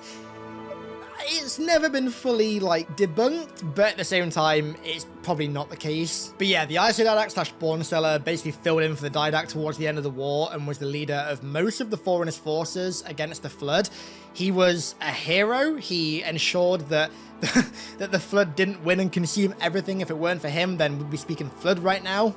And I like how after the war as well, once he'd gone back and restarted the domain with Chantigreen and all those, he basically went to live out in exile and just like, not exile is the wrong term. He went to go live out in peace and kind of try and shed the ISO Didact part of his personality that he'd gained during the war and go back to being Bornsteller, who he was before, the Forerunner Manipular, and less the Forerunner War Commander of the Didact. The Forerunner trilogy as well is essentially his story. The whole thing revolves around him. It starts with him, it goes through with him, and it ends with him. Starts with him getting the Didact out of his cryptum and dodging all the war sphinxes, and it ends with him firing the array and then going off to live a quiet life with his wife, which is pretty admirable. But yeah, just an incredibly well-written character with so many important ramifications for the universe. Like I said, if it weren't for the ISO Didact, considering he was the one that fired the Halo array at the end of the war, we would all be speaking Flood right now. Next up, the Librarian. The Librarian is going to go towards top of A tier. Yeah, I'd say about there, on par, but a little bit higher than Faber. If the Isodidact is the reason we're not speaking Flood right now, the Librarian is the reason that we're speaking right now. If it weren't for her conservation measure, then we would all be dead. I love the fact as well that she died at the foot of Mount Kilimanjaro. She stayed on Earth after doing the conservation measure. She realized that she wasn't going to be able to make it back into space in time, and she just died on Earth. I also feel like she was also a kind of humanizing, empathetical anchor for the Didact as well, considering she was his wife. Yeah, the Librarian is a very important character who was portrayed, I think in Halo 4, she was portrayed really well, but it just sucks that her cutscene is like the massive info dump. I feel like if it wasn't that huge Deus Ex Machina, then it would be, I think she'd be received a lot better. But in the expanded universe, the Librarian is a fantastic character who, like I said, is the sole reason that all humanity and all the other species that are alive right now are alive. If it weren't for her, then we wouldn't even be here right now. Ho-ho! Next up, we have the one and only Mendicant Bias. It's so hard, man, because I love Johnson and I love Arbiter. I feel like these three are like my holy trinity of Halo characters. They're all very close. Mendicant is going to go third in S+ tier. One of the coolest, darkest, most enigmatic, mysterious, coolest characters in the whole franchise that I seriously hope at some point we get more on, because man, the history of this character, going from leading the entire Foreigner war effort against the Flood, to defecting to the Flood, to then realizing at the end of the war when it was defeated, the error of its ways, and trying to help humanity to, in turn, indirectly help the Foreigners because they believed that humanity were the holders of the mantle, or at least the Librarian did, trying to guide humanity towards the mantle and make sure the Flood didn't win, betraying its former masters. So good. That terminal on Halo 3, on Halo, on Legendary, the Mendicant Bias terminal, is one of the coolest bits of storytelling in the entire franchise. Full stop.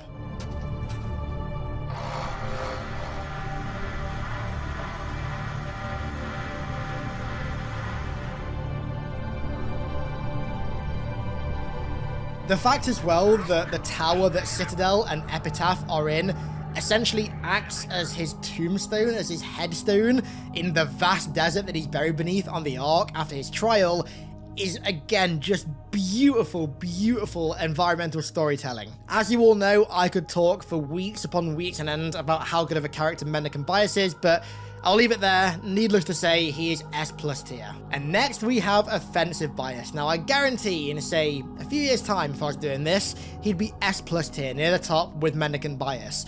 But I can't rank him that high yet because he's not really got much lore, to be honest with you, yet. Obviously, we know that that's not going to be the case for much longer, which is so fucking exciting.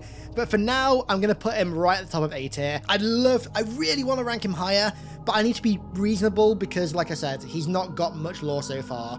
All we really know so far is that obviously he was designed in the final hours of the war to be the direct counter to Mendicant Bias, the last thing that could stop Mendicant Bias, and he goes to win a battle against him when he's outnumbered like, what is it? That's it. 436.6 to 1 in the final battle of the Ark against Mendicant's Flood fleet, and yet he buys the Foreigners, Isodidact in particular, enough time to fire the array is absolutely insane. And then after the war, the fact that he was charged with overseeing the burial site of the Endless was so sick. And the fact as well, I've got to say it, the fact that his form is the Halo 3 Guardian Sentinel is just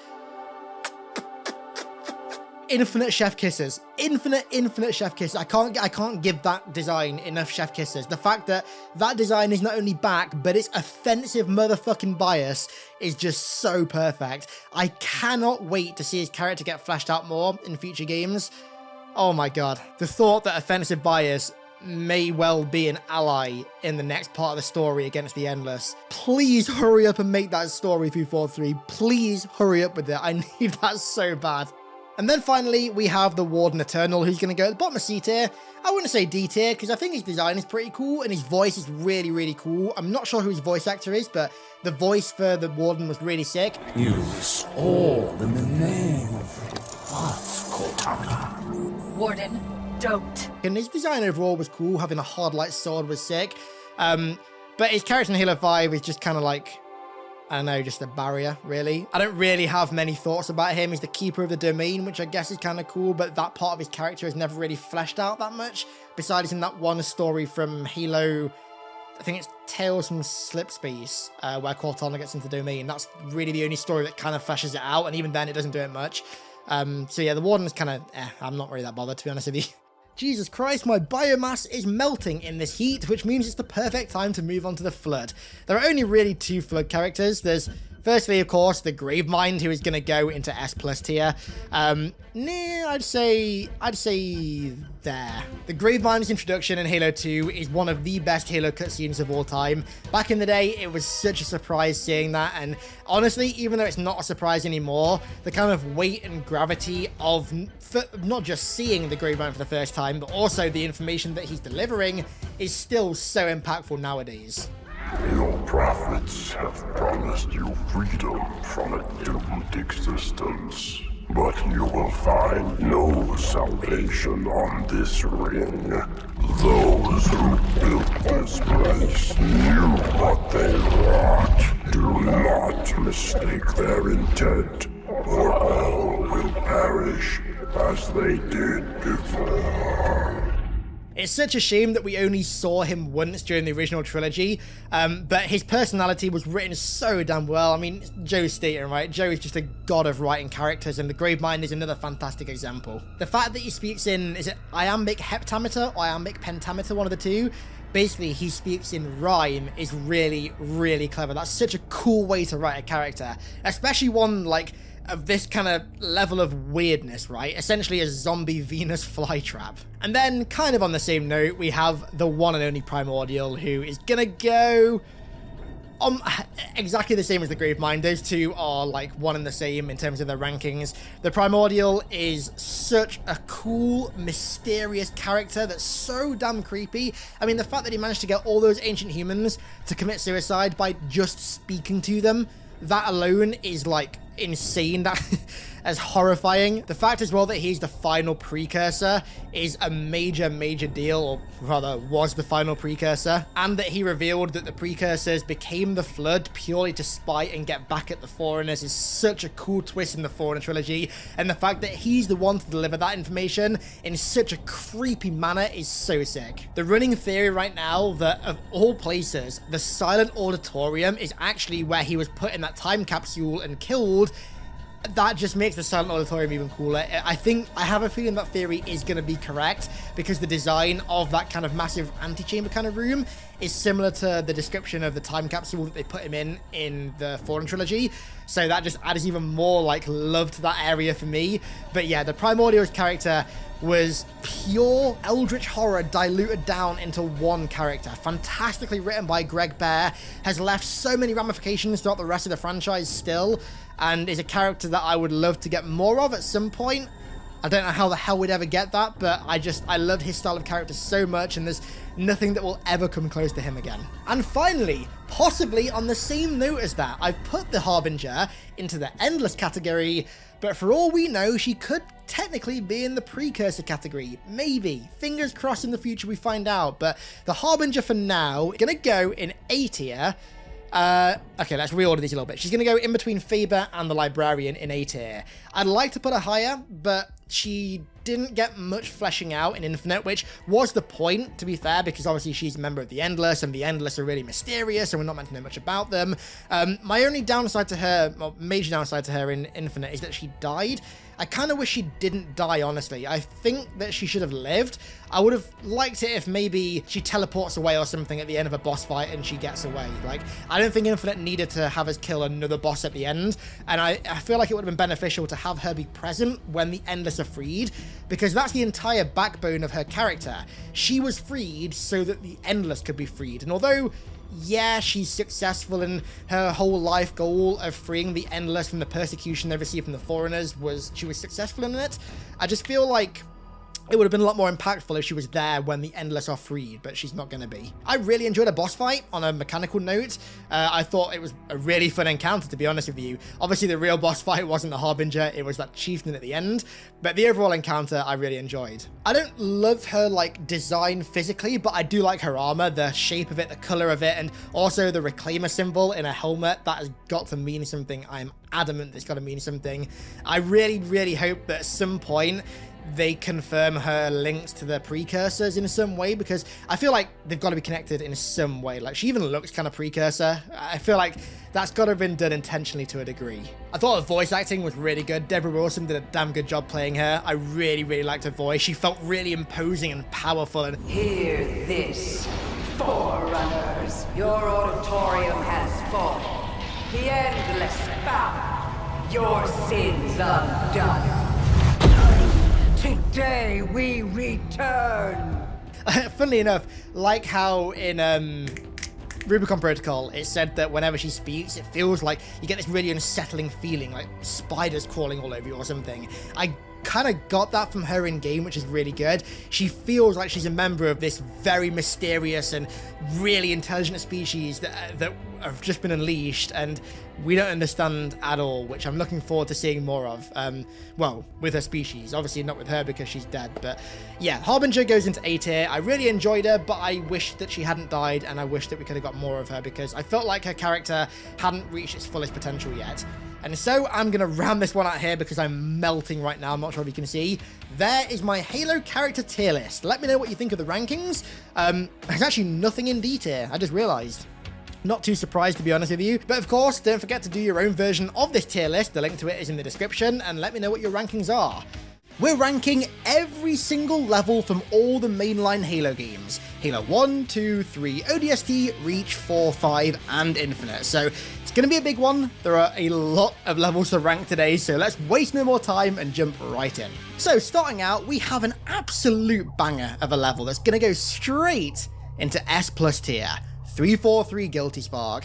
I mean, I don't feel like I really need to say much about this. It was the introduction of the Flood. It did it in an absolutely fantastic and incredibly surprising way. I guarantee 90% of the people that first played CE, hell, 99% of them, had no idea what was coming when they went into that swamp facility.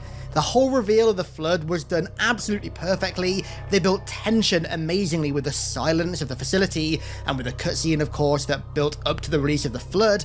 The atmosphere in the facility and also in the swamp is just perfect. The Covenant, of course, are incredible to fight in Combat Evolved, but also the Flood in CE were hands down the best Flood in the entire franchise to fight, so them being a new enemy for the level was just an added bonus. This really is how you introduce a new enemy, and it was the first taste of the horror atmosphere that Halo had through the trilogy that we haven't really had since and that I miss so much. The level, of course, also introduced 343 Guilty Spark, an incredibly iconic character at this point. It goes without saying, but this is hands down one of the best levels in the entire franchise, and is a fantastic one to start off with, straight into S+ tier. Next up, we have... Hang on, let me just consult my other screen real quick. We have Alliance from Halo 5. Sorry, I had to check what that was. Alliance, if I remember rightly, was one of the weapons down missions in Halo 5. So you don't fight any enemies in this. It was the first one, I think, on San Helios. And the weapon down missions, I wasn't really a fan of them. They were a cool idea, but I don't know, there wasn't really much to do in them. However, the San Helios one, I didn't mind it. I thought it was cool getting to explore a Sangheli camp, seeing the elites interacting with the wounded, which is obviously something that traditionally elites didn't do. They didn't have hospitals. Seeing the elite and the grunt on the side of the cliff talking about loads of stuff was really cool. Seeing Tanaka fixing a banshee with an elite was pretty cool. So as far as the weapons down mission goes, I think this is definitely one of the best ones, but I'm going to be honest, it's going to go into D tier because it's not really that great. Comparing it to other levels, it's like, I mean, come on, I think we can kind of all agree on that. Next up, another absolute banger, Arbiter, straight into S+ tier. The introduction of what I would argue is the best character in the entire Halo franchise that absolutely needs to return at some point soon in the games. Not in the book, of course, in the games. But the Arbiter in general, I love. Of course, it not only introduced the Arbiter as a character and gave him a fantastic introduction cutscene of him getting his armor and assuming the role of the Arbiter, but it also introduced the Heretics as well, that I love, not only narratively, but also aesthetically as well. The aesthetic of the Heretics, of the Grunts, and of the Elites as well, was so cool and unique and really unlike anything I've ever seen in like any other game, including Halo before. I also absolutely adore the aesthetic of the gas mine that you go to on Threshold. There's something about its very mysterious aesthetic, and of course later the secret that we find buried within it, that just hits all the right notes for me, and the overall narrative of the level as well just fits in perfectly with it, going to slay the Heretics that you would later find out were actually right all along and that killing them was in fact a mistake. Fantastic, incredible level with superb characters, one of the best intro cutscenes in fact, quite possibly the best intro cutscene rather, in the entire franchise. Just incredible. You are the Arbiter, the will of the Prophets. These are my elites. Their lives matter to me, yours does not. That makes two of us. Next up, another banger, the Ark. The Ark is also going to go into S+ tier. The Ark is one of Halo 3's seminal levels, I think. It features all the wide variety of Halo gameplay that we know and love. It's got fantastic infantry sections against Covenant. It's got fantastic regular and larger vehicle sections. Tank beats everything! Oh, man! I could do this all day! It's got a scarab fight, and it finally concludes with one of the coolest, unique scenarios in the entire franchise. The Brute Chieftain that makes his Brute stand down and challenges you to a one-on-one fight. Such a cool little detail that really rounds off a fantastic level perfectly. Fight me! I'm right here!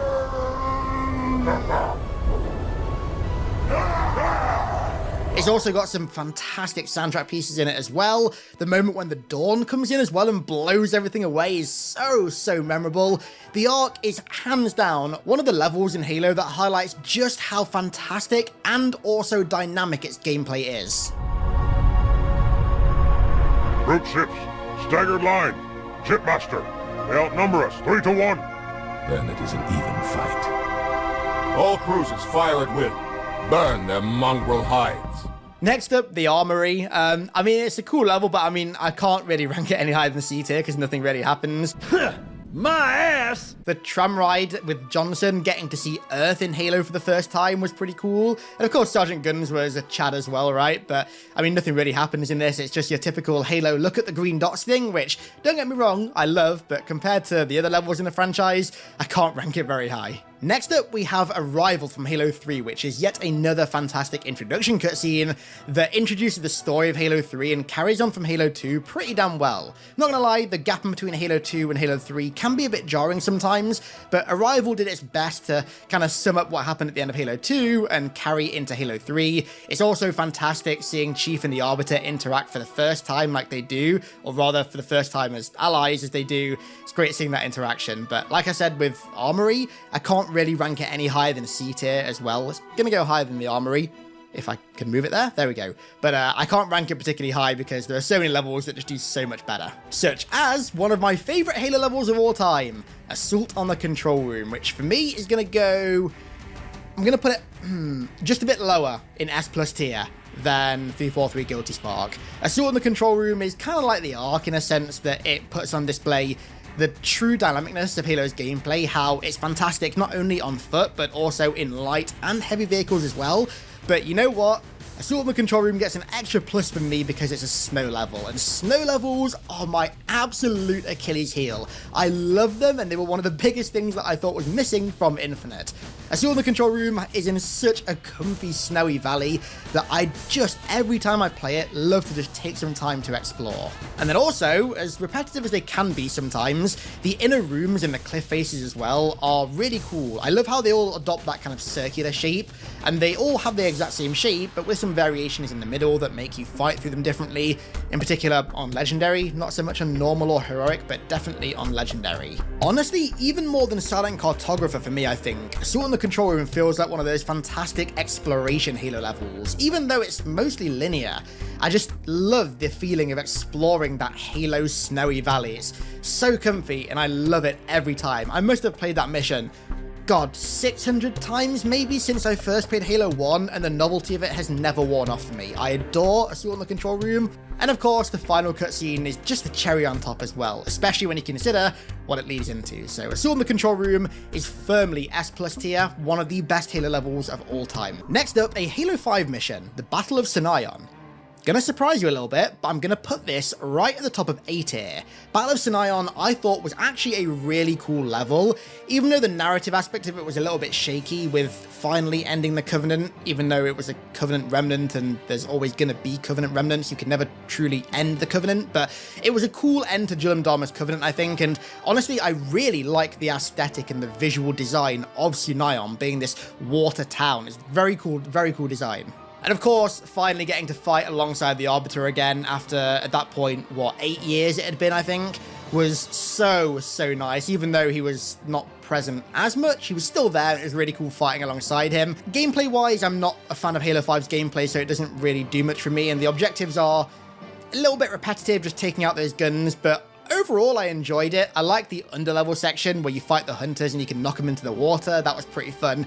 But I think out of all of Halo 5's levels, Battle of Sinayon was probably the second best. You'll see what my favorite was in a minute. And then we have another weapons down mission, Before the Storm, which is the one before Battle of Sinayon, ironically.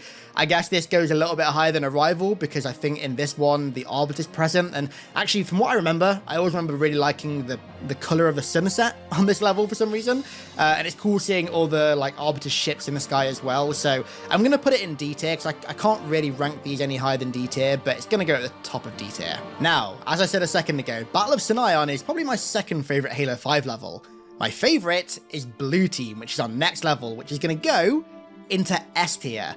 I think that this is quite possibly the one or one of two with Battle of Sinayon genuinely excellent levels in Halo 5. The theming of Blue Team being this creepy Oni research ship with this mysterious bioagent on it that had taken over its crew and killed them all was such a cool theming for a level. I really wish we got more of that. It also fed into a lot of the marketing for Halo 5 as well, with Oni being these shady individuals that were constantly pushing the boundaries and trying to get away with really unethical things. It really fit into that theming that we all wished Halo 5 had more of. It was also great getting to fight alongside Blue Team for the first time as well, and I'm not gonna lie, one of the coolest little like custom events, that's definitely not the right way to phrase it, but cool little unique moments in this level is the introduction of Halo 5's hunters. Now, I've said before in videos that I really didn't enjoy fighting them, and I absolutely don't.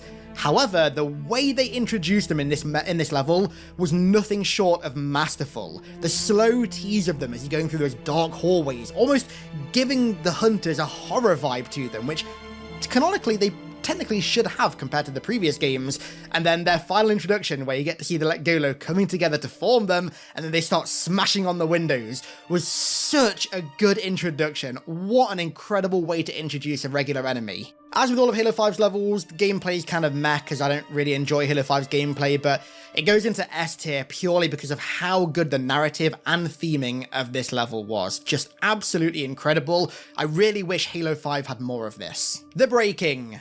Straight into D tier, probably my least favorite Halo level of all time. It's very repetitive, monochromatic rooms with my least enjoyable enemies in the entire franchise, the Halo 5 Promethean is to fight, capped off with a triple Warden fight. Granted, it has a few cool music tracks in it, like Dominion for example, and some really good dialogue from Chief and Cortana, but other than that, I just don't enjoy this level at all. I just straight into D tier, don't enjoy it. Cairo Station. I'm going to put into A tier. I think it's a great first level for Halo 2. It's very linear, but defending a MAC facility from the Covenant while you watch through the windows as all the other ones get detonated is kind of a cool atmosphere, quite honestly. And of course, the final cutscene of this is quite possibly the most iconic Halo cutscene of all time, I would honestly say. Giving the Covenant back their bomb is nothing short of iconic. I'm gonna say it is absolutely iconic, so that alone bumps it up a tier. So yeah, I think it was great. I think the way they introduced the drones in this as well was quite cool, and fighting the jetpack elites in space was pretty cool as well. Overall, a great way to kick off Halo 2. Next up, Coastal Highway, the final level of ODST. Also going into A tier. I love Coastal Highway. Granted, it's pretty linear and it's not exactly the most interesting level layout. I love the fact that you're driving down this highway just destroying everything in your path, with Virgil, an engineer, driving a shielded Oni elephant alongside you. That's such a cool atmosphere. And also the annual challenge on it as well. I have so many fond memories of doing that when ODST first released, so it gets a point just for that alone. And then the final hold-off section at the end, although a little bit mundane, I do enjoy, quite honestly. Holding off at the zoo whilst you wait for the Phantom to come in to pick you up is always great. And the final cutscene, there's just something about the way that Buck says this. What can I say? It was a hell of a night.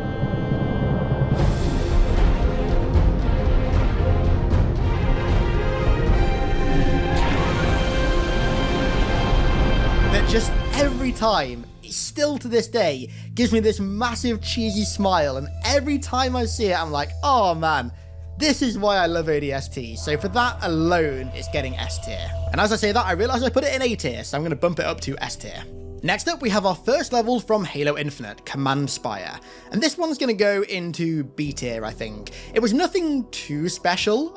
It was a mainly Sentinel mission, which granted for me is a big deal because you guys know that I love fighting the Sentinels. And I did really enjoy the aesthetic inside the Command Spire as well, with those really cool pillars that are going towards reforming the Silent Auditorium, passing through those cool, like, orange energy layers. That was really cool. And I also, of course, absolutely love the Adjutant Resolution boss fight at the end, the second phase of it. I thought that was great, but out of all of Infinite's levels, it wasn't anything too special, I don't think. I enjoyed it, but it didn't really make too much of a mark on me. Next up, Composer, the penultimate level of Halo 4. This level I really, really like. This is going to go at the top of A tier. This level had so many of those cool little unique moments, like the jackal at the start that jumps on that scientist and just tears him apart. So many cool little things like that I really enjoy. The theming of it as well, it's got a great sense of desperation throughout the entire level. And of course, that really iconic scene where the Composer fires and composes every human in the facility, leaving just you and Cortana, is really sombering, really depressing, but I enjoy it in a very weird and very wrong way. I think the Mantis section gets boring the longer you get into it, but one section that I did really like was fighting the hunters in that science room. When you go in there and you see all the artifacts that are in the tubes, and all these scientists just cowering from these hunters that are like 3 times their size, just absolute hulking masses of worms destroying them. That's, again, a very cool atmosphere to build. And like I said, in that room, those artifacts, seeing things like an index and the Eye of a War Sphinx, very, very cool. Conservatory from Halo Infinite. This is also going to go into B tier, but higher than Command Spire. I enjoyed this level. Of course, it's the introduction of the Harbinger and the Endless as a faction. It's also the introduction of the Skimmers as well, and I did like that section where you fight them and Cortana, or rather the weapon, is calling them flying octopus monkeys or something. That was quite cool. One thing I really enjoyed about this level as well, in particular the first time that I played it, was when I got to that room, first thing I tried to do was go to the top of that really tall shaft, and I was like, nah, there's no way you'll be able to do this. There'll be invisible barriers everywhere. And there weren't. You literally could get to the top of it, which I thought was fantastic. Overall, it's a pretty standard mission. Again, you just go through a Forerunner facility killing Banished. The Forerunner facility looks fantastic, and in particular, the descent to it is really cool. I love going down that tunnel that what I'm assuming was meant to be a scarab, but was just like an excavation beam made. That was really cool. And the hallways look fantastic. We also get the introduction of Despondent Pyre and also her death as well. But overall, just a kind of standard level in Infinite, really. Nothing too fantastic, but an enjoyable one nonetheless. Next up, Cortana from Halo 3.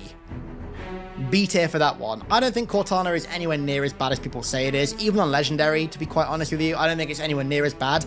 And I love the atmosphere and theming of it, but I do find it to be quite repetitive. The one thing that would make this level so much more enjoyable for me would be if Halo 3's flamethrower wasn't trash. If Halo 3's flamethrower was actually good and didn't get you killed more than it killed the enemy, I would love this mission so much more. The thought of just going through a hive, burning the entire thing, sounds so fun. So yeah, great level with great theming, but just a little bit too repetitive and monotonous for me. Next up, we have the Covenant, which I'm gonna be honest, the best Halo level of all time, full stop. Like I was saying earlier, there are some levels like Assault in the Control Room and the Ark that show off how dynamic Halo's gameplay is, but none of them do it as well as the Covenant. It's like the perfect example of why Halo's gameplay on foot, in light vehicles, heavier vehicles, air vehicles is so perfect. It's got fantastic theming as well. It's this massive last hurrah to finally put an end to truth in the Covenant and to stop the rings from being fired and the rest of the galaxy from being destroyed. But then of course, halfway through, the Flood join the fight as well to make it even messier than it already is.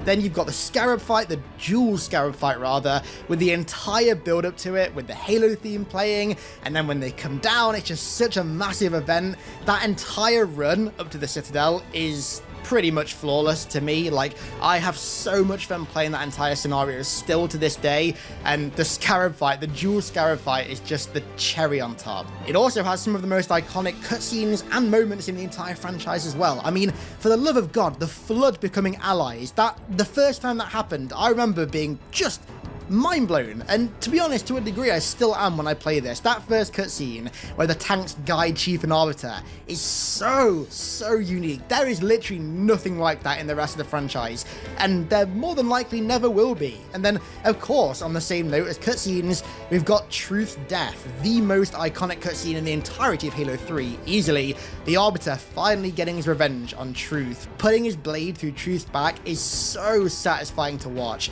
and then it just tops off with a back-to-back moment. I mean, that cutscene alone is perfect, and then when you get to the end of the bridge as well, you get an even better cutscene, or about on par with it honestly, where Spark reveals Installation 04B/08, whatever you want to call it, and the cinematography combined with the music in this scene, the whole presentation and reveal of the ring is absolutely masterful. They could not have done it any better. This is just perfect, absolutely perfect. This level is perfect all throughout. It's the perfect length, perfect kind of enemies, perfect number of infantry combat sections and vehicle combat sections and air vehicle combat sections, just perfect through and through. This level is the one level that you show to somebody to get them into Halo. I guarantee if you want to do that, you get them to play the Covenant, and if they aren't hooked after that, then chances are they're never going to be hooked. Next up, Crow's Nest from Halo 3. This is going to go into B tier as well, but higher than all the rest. Crow's Nest is a great level, don't get me wrong, but I don't think it stands out too much. One detail that I do absolutely love about it though, and it's something that I wish Halo would do more nowadays, is the fact that the base the UNSC are using as their main base on Earth against the Covenant, or at least in Africa, is a World War II base. Like, I love how the story of Halo, 500 years in the future, links back to something that is even before our time now. I love that. It grounds the universe so much, even though you're fighting aliens with energy swords and plasma weapons, it still makes sure that it's grounded to a degree. It's believable that this could occur in our galaxy at some point. Next up, Data Hive from ODST, which is going to go for me into A tier. I love Data Hive. The combat's decent against the drones and everything, and going through a drone hive was really cool, but the main reason that I love it is its cutscenes, in particular, Dare's dialogue. Trisha Helfer has some of the best delivery, in my opinion, in the entire franchise in the cutscene where Virgil is revealed. If I'm right, this one has taken the Superintendent's data and combined it with its own.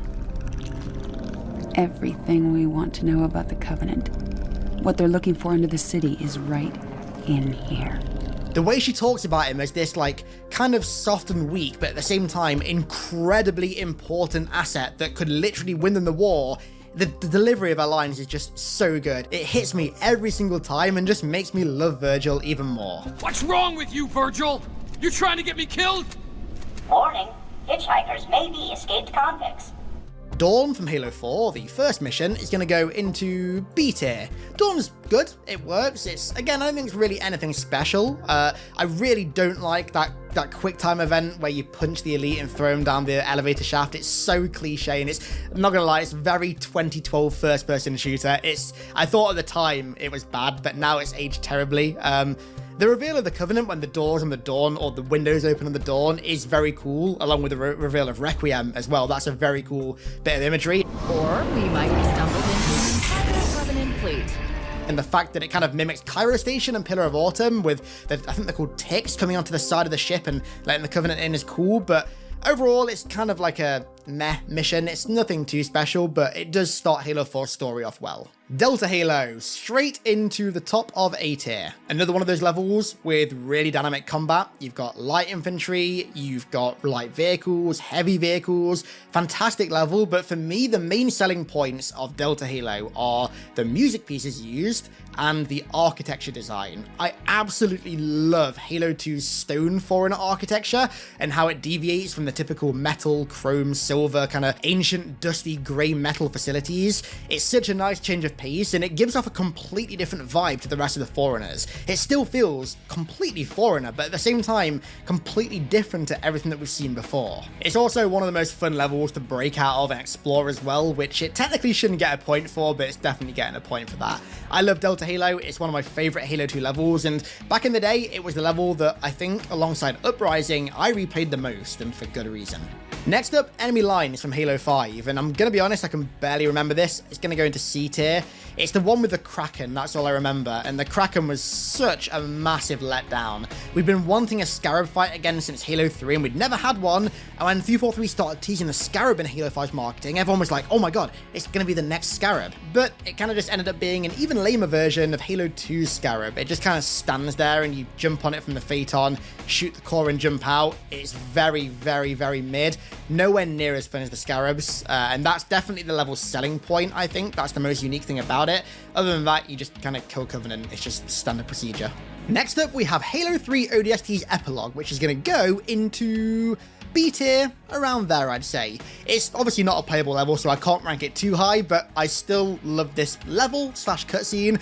I mean, who can not love Virgil lighting Johnson's cigar? I mean, that alone just is a massive dub for this cutscene in my book. And then it's technically part of this, the legendary ending of ODST, seeing Truth actually finding the Ark beneath Mombasa is very, very cool as well. That's a nice little like cherry on top of the cake that is ODST. The delicious, succulent, beautiful, iconic cake that is ODST. Next up, the Epilogue from Halo 4. When I said we're doing all the levels, I meant them, including the non-playable ones. Epilogue for me is going to go into A tier. I love the Didact speech at the end and what the speech overlays. Seeing Chief talking to Lasky after losing Cortana is such a great bit of humanization for the Chief, and also for Lasky as well, in fact, and it really helped develop the two's kind of relationship more that I still want us to get more of in Halo Infinite at some point. And of course, it was the first time that we saw Chief's eyes as well, which back in the day was a huge, huge deal. Next up, Evacuation from Halo 5. C tier, I guess. It's the one where you drive off Meridian, you go up massive elevator. It's kind of all I remember, to be honest with you. I don't think it's the one where you fight the Warden. I think it's the one before, but this was kind of a just meh, forgettable level. Doesn't do anything for me. I'm not going to say it's bad by any means, but it's also not good. Next up, Excavation Site from Halo Infinite, and this is also going to go into B tier.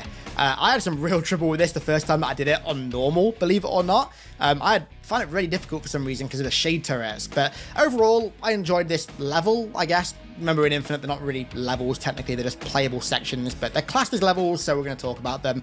The highlight, though, was easily fighting Bassus. Bassus was a very cool, very memeable Brute Chieftain boss fight that I enjoyed fighting. It was cool fighting an older Brute for once, instead of like a regular one. You could tell that he was kind of battle-scarred and aged, but other than that, it's a pretty simple mission. You just got to shoot 4 pylons and then go inside the gun and turn it off. Pretty simple. Next up, Exodus from Reach, and this is going to go into A tier. Although I really don't enjoy Reach's vanilla gameplay, I think the theming and narrative of all of its levels were fantastic, and Exodus was a great example of this. The first level, where you're actually on your own with no members of Noble Team, that's opened with that incredible shot of the carrier just destroyed in the hills.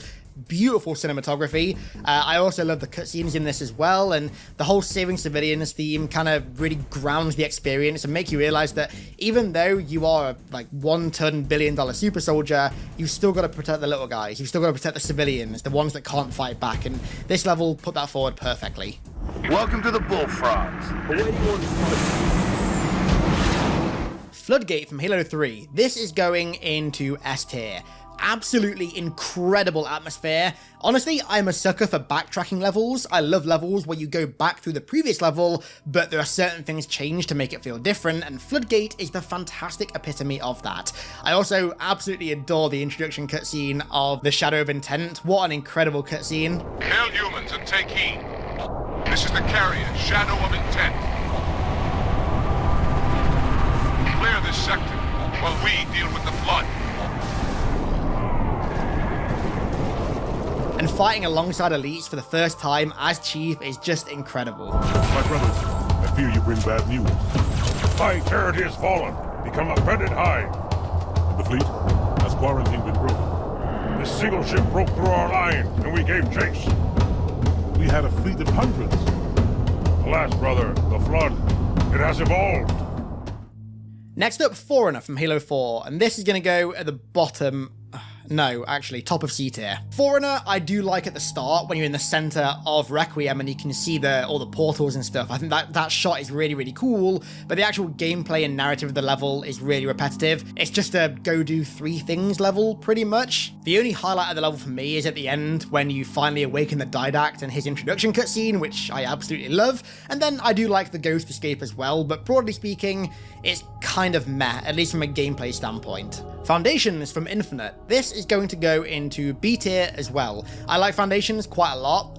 Fighting in these really cool Forerunner hallways that in some areas look really familiar and in other parts look very new, but also to a degree familiar as well because they use obviously older art style Forerunner stuff was really, really nice. One of my favorite elements of this level was seeing all the Silexers. I screamed the first time I saw those when I first played Infinite. Seeing something from like Origins and Halo Legends in a game was wild. That's so cool. And of course, how could I forget the Flood Easter egg? That just alone gives it points for me. What a great Easter egg that was. Tremonius rounding it off as the boss fight was kind of alright, but when you get through the game, you realize that Tremonius was literally just a jump pack brute, like he was nothing special. Genesis from Halo 5. This is going to go into C tier near the top. The only reason I rank it higher than D tier is because of how cool the intro was. The intro section where you run down the spine of the Guardian is absolutely fantastic. It was when it released, and it still is now, quite honestly, but the rest of the mission is kind of just a bit meh, not very memorable, bit forgettable. Exuberant Witness pops up, which is alright, I guess, but other than that, pretty forgettable. Next up, we have Glassed, which is one of the Meridian levels, but neither of them left a mark on me at all, so I'm just gonna go for C tier, bottom of C tier. I can't really remember which one this was. I think it's the first one when you got on Meridian, and you first fight the soldiers on there as well. I think you fight that sniper soldier up the hill. I'm pretty sure that's what it is. It's alright, it's okay, I guess, but not great. Gravemind, fantastic level, straight to the top of S tier. I love Gravemind. Is it absurdly difficult on Legendary? Yes. However, it's so fun. Seeing the Covenant fall apart and start a civil war literally right before your eyes is so cool. Most games would have that happen in a cutscene or off screen.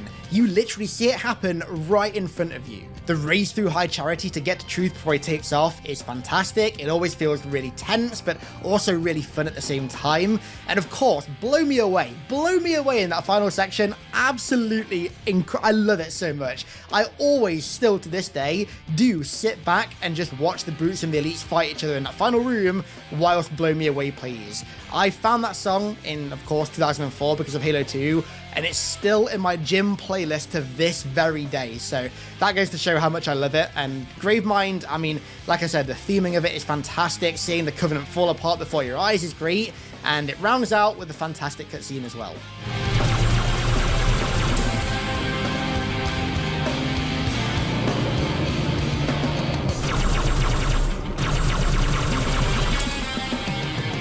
Great Journey. I love this level from Halo 2, probably the most underrated level in the entire game, so it's going to go into A tier at the top. The Tartarus fight is really good, it's definitely the best one in Halo 2, but my favourite moment is going through that door for the first time and seeing the elite pop up with hunters, and he's like, Arbiter, the hunters have come to our aid, they will fight by our side. The Arbiter? I thought he was dead.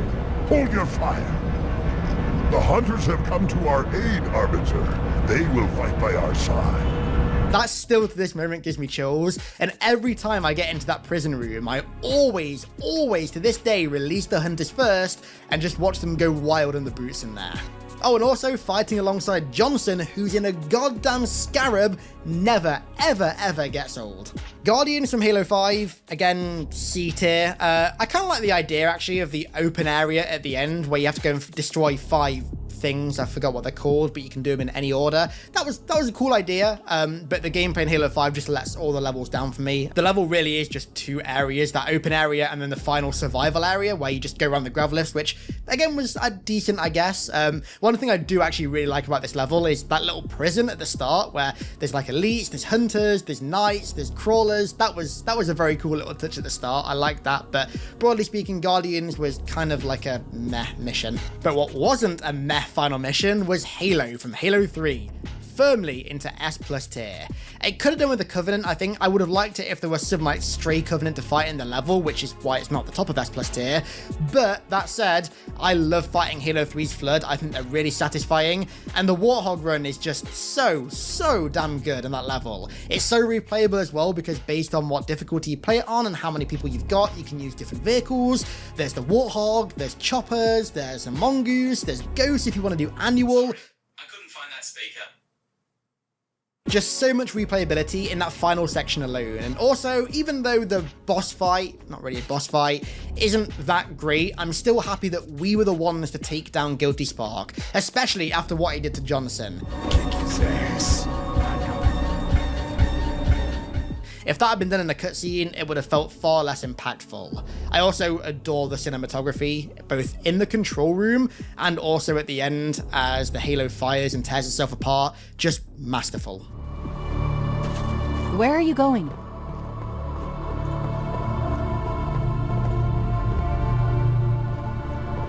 Wait, what's that?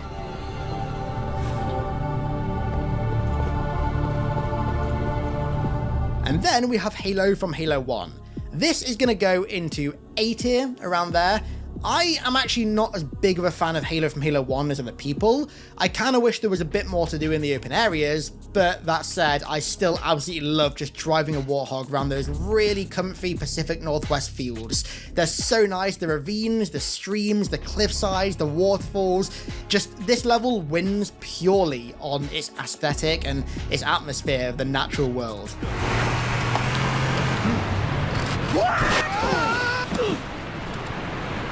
I think if I was going to improve it, I would have had quite a few more like underground sections and tunnel sections, like the one where you rescue those Marines. I would have liked more like that, but I do love this level overall, don't get me wrong. The beam towers are beyond iconic. They're a staple of the franchise at this point, and this was our first introduction to them. Heretic from Halo 2. What a fantastic way to begin the campaign. Heretic goes into S tier. Getting to see the inner workings of the Covenant for the first time just completely flipped the switch and forever altered Halo as a franchise. If it weren't for this cutscene, Halo's story would be nowhere near as deep as it is now. Tell that to the Covenant. High Charity. This is also going into A tier, around here. High Charity, although it's very short and sweet and doesn't have the most in terms of gameplay variety, it wins for me in terms of its atmosphere. The atmosphere and theming of a High Charity that is being so rapidly overrun by the Flood, with some of its sections completely losing power and falling into total darkness, shrouded in that thick Flood fog. It's so memorable. I also love hearing the Gravemind talk over the comms as well, in response to the stuff that Truth is saying over the comms. Whosoever is gripped by fear, take heed. I am the prophet. Noble mercy is here, my son. With wise counsel in my ears. Listen together now. Two corpses. Such great atmosphere building. What it kind of loses in gameplay, it absolutely makes up for in narrative and atmosphere. Parasite did not defeat the Forerunners, and it shall not defeat us. Arrogant creature. Your death will be instantaneous, while we shall suffer the progress of infinity. House of Reckoning. S tier. This is a fantastic mission. It's a little bit repetitive, don't get me wrong. However, the rooms where you have to hold off, the like banished UNSC training facilities, where you have to hold off as like one of the torture victims in them against waves of banished, are so cool. I will never, as long as I live, forget the smile that I had on my face when I first played this level. What a fantastic level. It was such a shock when I went in there and saw that. Like, of all the things I expected when I went inside the House of Reckoning, that was at the absolute bottom of my list. It wasn't even on my list. And then, of course, at the end, we've got Jaeger's boss fight, which I do think has gotten very easy. However, the theming of it and the atmosphere is still absolutely on point. I love that fight. Followed up by Eshrem's fight that I don't think is as good, but still pretty enjoyable.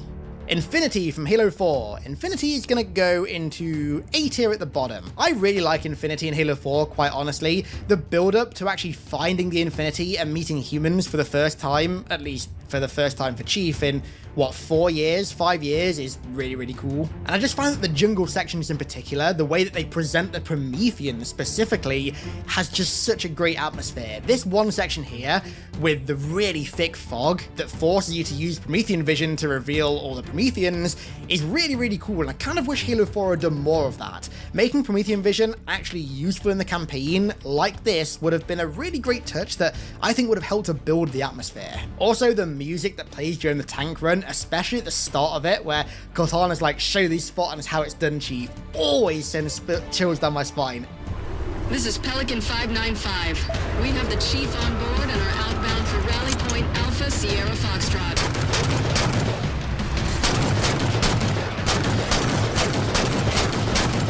Weapons free, Chief.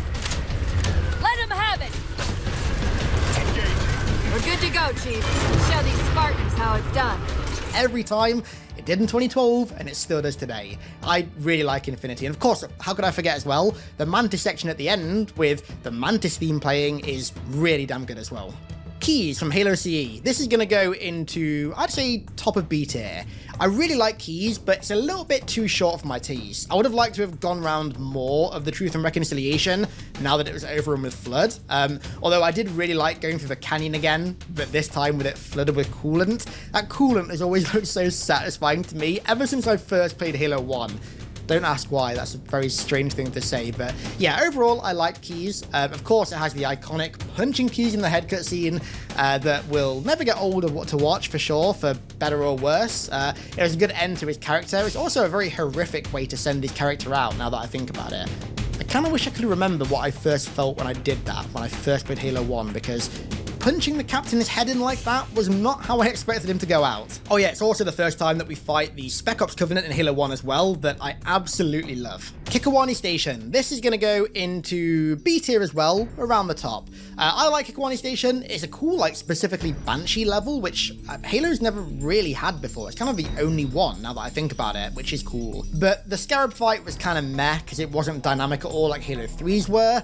And there's nothing else really besides the Marty Easter egg. How could I forget? The dancing Marty Easter egg. I could never forget that. Kizingo Boulevard. This is going to go into A tier, around the middle-ish. I like Kizingo Boulevard a lot because it's like the only urban Scorpion level that we've ever had in Halo. Like, taking a Scorpion through a level is one thing, but taking a Scorpion through a human city is a complete whole different thing. It really has this urban warfare vibe to it that I really enjoy. The Library. This will be an interesting one. A tier. I don't think the library is anywhere near as bad as people make it out to be. Even on Legendary, even with the Rocket Flood, which by now you've seen aren't that bad unless you go through a level with about 500 of them. I do enjoy the library, quite honestly. I mean, don't get me wrong, it's definitely saved by how fun Halo 1's Flood are to fight. It's definitely repetitive, but I like to think that it's kind of like a physical torture test with the Flood and also a psychological torture test with how repetitive and monotonous the environment is. I really don't mind playing the library, quite honestly. I get why some people don't like it, but personally, I do quite enjoy it. Lone Wolf, the only level from Reach that is going to be going firmly into S+ tier, around there. Lone Wolf, I will never forget the first time I finished Reach and I saw like the credits roll and everything. I was like, that was really good. I enjoyed that. I guess Noble 6 died. And then this rolls and I was like, what? hang on, what's this?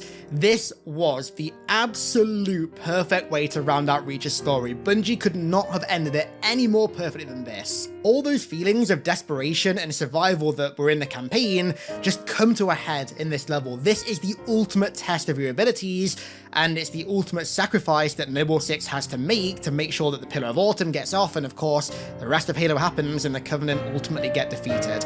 What a fantastic way to not only send out Reach's story and Reach as a planet, but also Noble Six as a character, as your character. What a fantastic way to do it. Long Night of Solace. This is going to go into B tier right at the top. The space section of Long Night of Solace is pretty damn good, honestly. I wouldn't say it's amazing. I think the space combat could have been better. It does get a little bit repetitive towards the end, but I like the almost Battlefront 2-esque like frigate attack that you have to do.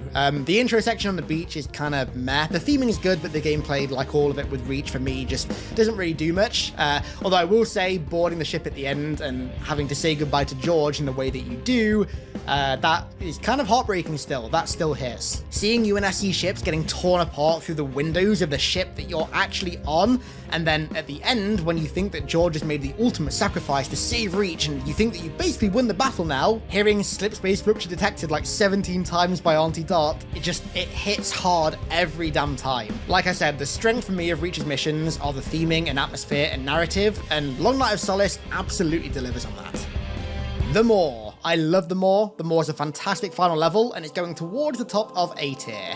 Again, backtracking on the Pillar of Autumn, now that it's destroyed and taken over by not just the Flood, but also the Covenant, is a really, really cool change of pace, and it does feel like a completely different level. The explosion effect for destroying the fusion drives is still to this day so damn satisfying. I love it. And of course, the Warthog run is just absolutely spectacular. Seeing Fohammer go down is always sad, but taking the Warthog through that mysterious section of the ship that makes absolutely no anatomical sense whatsoever in the broad scheme of things is so damn fun still. I love that Warthog run. Not quite as much as Halo 3's, but it's definitely on par. Hurry!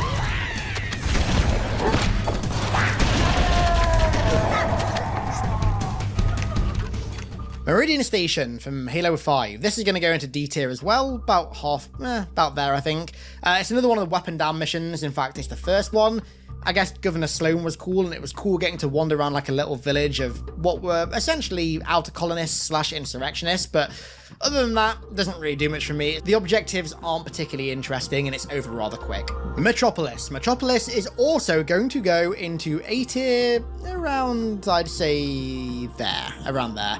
I love Metropolis. Again, the Scorpion Bridge section is just unforgettable, as is the final section with the Scarab. Although, obviously, Halo 2's Scarab isn't anywhere near as fun to fight as Halo 3's, the theming of the Scarab and seeing it just tear through the city is always so fun to watch. It really builds up to the final fight on it well. Even if the final fight on it is a little bit lackluster, you don't actually destroy it, you just kill all the Covenant on board and then somehow it starts exploding, but it's still fun nonetheless. It's also the introduction of the Gorsehog as well, which to me is one of the top 3 most satisfying vehicles of all time, in particular Halo 2 and Halo 3's version. The sound the turret makes in Halo 2 is just, oh, beautiful.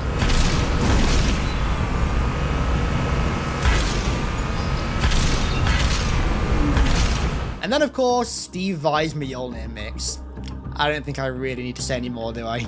Midnight is going to go into A tier, around here I'd say. Midnight is yet again another fantastic final Halo level. I love the aesthetic of the grey and the red on the Mantle's approach. That's an aesthetic that we'd never had for the Foreigners before, but I really liked how it looked. Again, it's another one of those levels with a fantastic sense of desperation to it. First off, the Broadsword Trench Run, although it is incredibly hyperlinear, I still really enjoy purely because of its theming. The music that plays in the background and that one bit of dialogue when Lassie comes over the comms.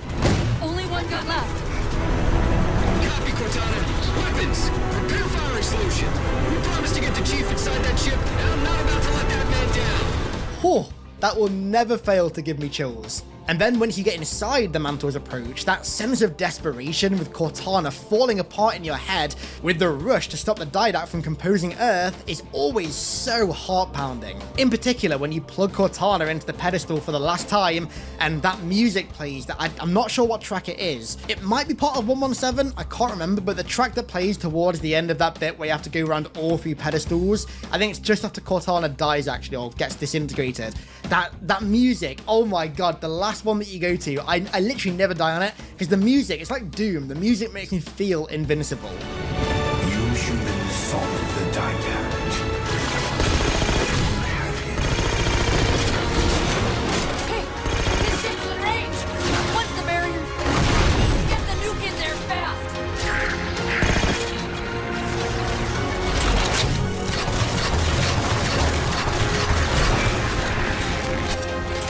I would put it into S tier, however, the fact that the Didact's boss fight is hold RT to fire machine gun is just such a pathetically lame way to send out such a cool character in an otherwise really good mission. And then finally, of course, Cortana's goodbye. That cutscene is just choreographed perfectly in every way. That was a great final cutscene in the final level. Mombasa Streets, this is going to go into A tier near the top, just below Halo, which is fitting considering Halo and Silent Cartographer are really the only 2 levels that have done Mombasa Streets formula before in Halo. It was the first, at least the first since Halo 1, proper open world kind of level, and it didn't disappoint mostly. I found that wandering around it in the night with the rain coming down, Covenant hunting parties going around the city looking for you, was such an incredible atmosphere. This is hands down one of the best levels in the entire franchise in terms of atmosphere. And of course, once you finish the game and you've unlocked the entirety of the Mombasa Streets open world level, you can start to find the superintendent little stashes with rockets and snipers and mongooses and stuff to mess around on, which adds more replayability to it. And then, of course, who can forget the phone's ringing? What if the phones rang? A great stab at a truly open world Halo experience that was so significant that not only do fans still talk about it and remember it so fondly nowadays, but it even went on to inspire an entire game in the future. New Alexandria, yet another Reach mission with absolutely incredible atmosphere, going towards the top of A tier. I love New Alexandria. Again, gameplay is kind of meh for me, but the atmosphere of it, going to these buildings that are being completely overrun with the Covenant in this stormy, rainy night sky to save civilians that are hiding in there, is always so damn fun. And of course, who can forget running into Buck as well? That little Buck, like, optional kind of Easter egg encounter is really damn cool. In fact, this level's full of Easter eggs. You've got the Covenant Club Easter egg, and then as well, the Pelican and Phantom drivable Easter egg as well. I also liked how they tried to drum up a little bit of a horror atmosphere with the drones as well in that one tower. I think it worked pretty damn well, honestly. It gave them this very like feral vibe that I liked. And then of course the final cutscene with the glassing occurring that you've seen off in the distance in the fantastic skybox earlier on that was now happening to you was great, and it was topped off with not only Kat getting sniped, but one of the most somber Halo cutscenes of all time with absolutely immaculate cinematography.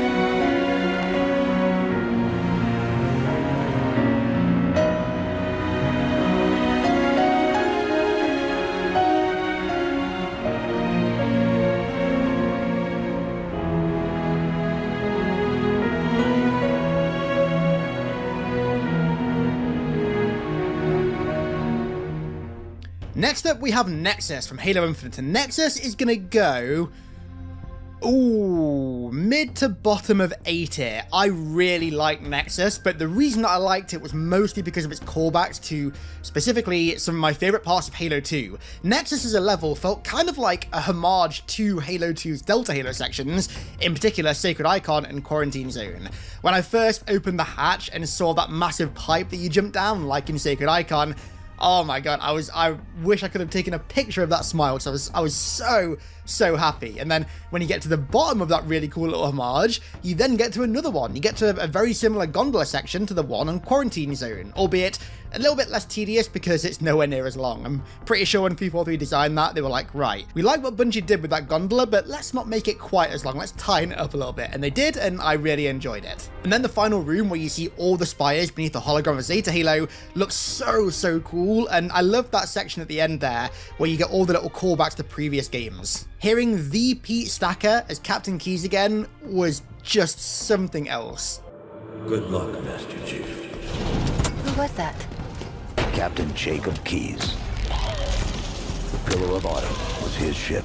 And then at the end, when it seems as though the weapon's compromised and Chief is about to delete her, the fact that the password was Sam034 or 034, I forget which one, it's a reference to Sam, one of the deaths that absolutely changed Chief as a Spartan and as a person, the first Spartan that he ever saw die, one of his good friends. That was such a cool callback to the Fall of Reach.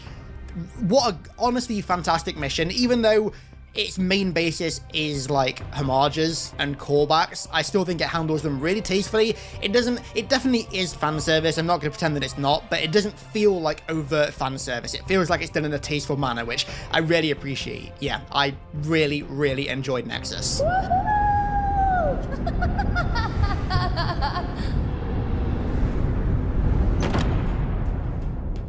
That was fun. Want to do it again? Nightfall, again from Reach, kind of meta me. Gonna go bottom of B tier-ish. I love, again, the cutscenes in it and the atmosphere. Fighting the Guta was really cool, and that one section where June talks to the insurrectionists about the weapons they've got, I absolutely love. What are you doing here? Whole area is supposed to be evacuated. Didn't like leaving it to someone else to protect our home, so we came back. For this. We have them hidden all over the territory. You know, this stuff is stolen. What, you gonna arrest me? No, I'm gonna steal it back. But overall, Nightfall doesn't really do too much for me. NMPD HQ, now I enjoy this level overall, but the last section is why I'm going to put it in A tier, around here. The bit at the end with, I think it's called Skylines, the electric guitar theme from ODST playing, whilst you fight off all the Banshees and Covenant that drop in, followed up by the Chieftain at the end that, granted, you do kill in a cutscene, which does suck a little bit, but it's got a bit of valid reasoning considering what he does to Romeo. That cutscene is so cool, seeing the ODSTs take down a Chieftain, because obviously we're used to taking down Chieftains single-handedly in Halo 3 as a Spartan, but now that we're ODSTs, it's not as simple as that, and this cutscene demonstrates that really well. Seeing Buck jump on it, and then I think it's Dutch or Mickey pushes him out of the way with Buck's knife in his throat was very cool.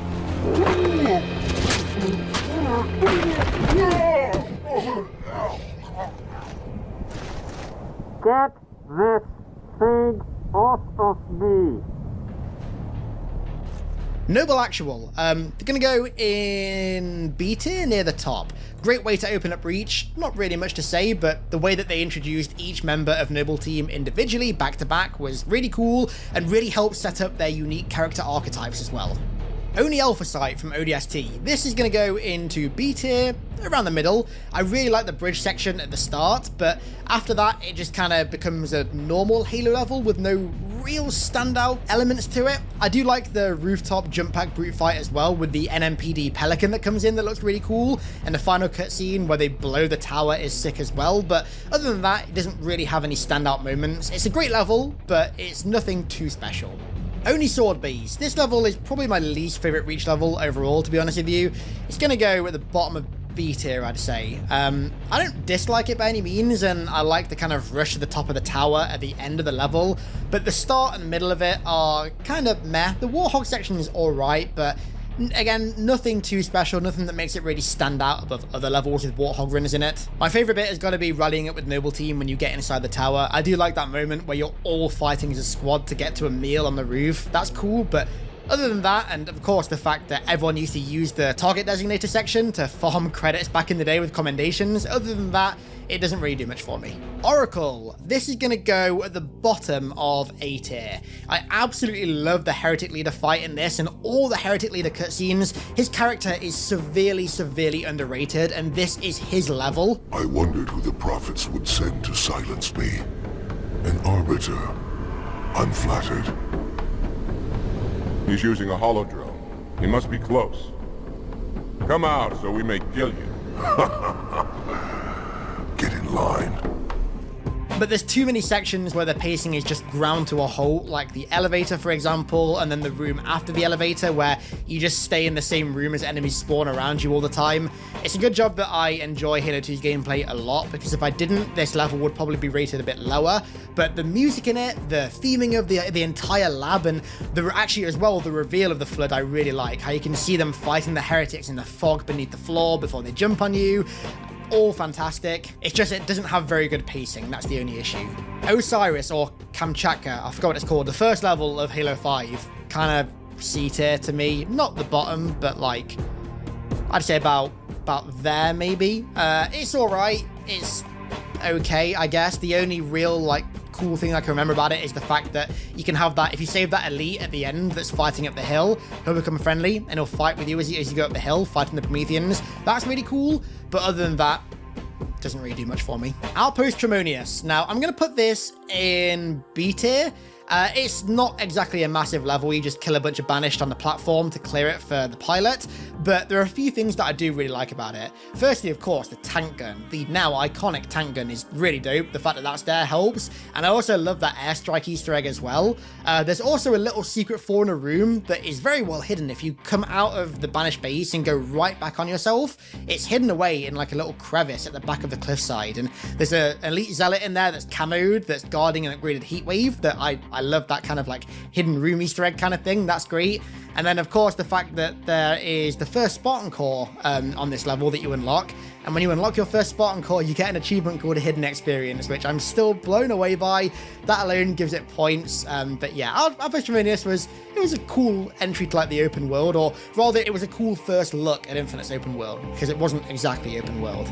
Outskirts. Outskirts is going to go into A tier for me. I love urban combat in Halo, and it's something that we've not had anywhere near as much of as we should have done, and Outskirts does it really, really well. Fighting through the destroyed, multi-pathway old town of Mombasa never ever gets old, nor does the music in it that I use in literally every single video. I'm sure you've noticed by now. Outskirts is also one of the most replayable missions for me because of how many glitches there are on the level, and how many ways there are to get out of the map and just explore the outsides of the map.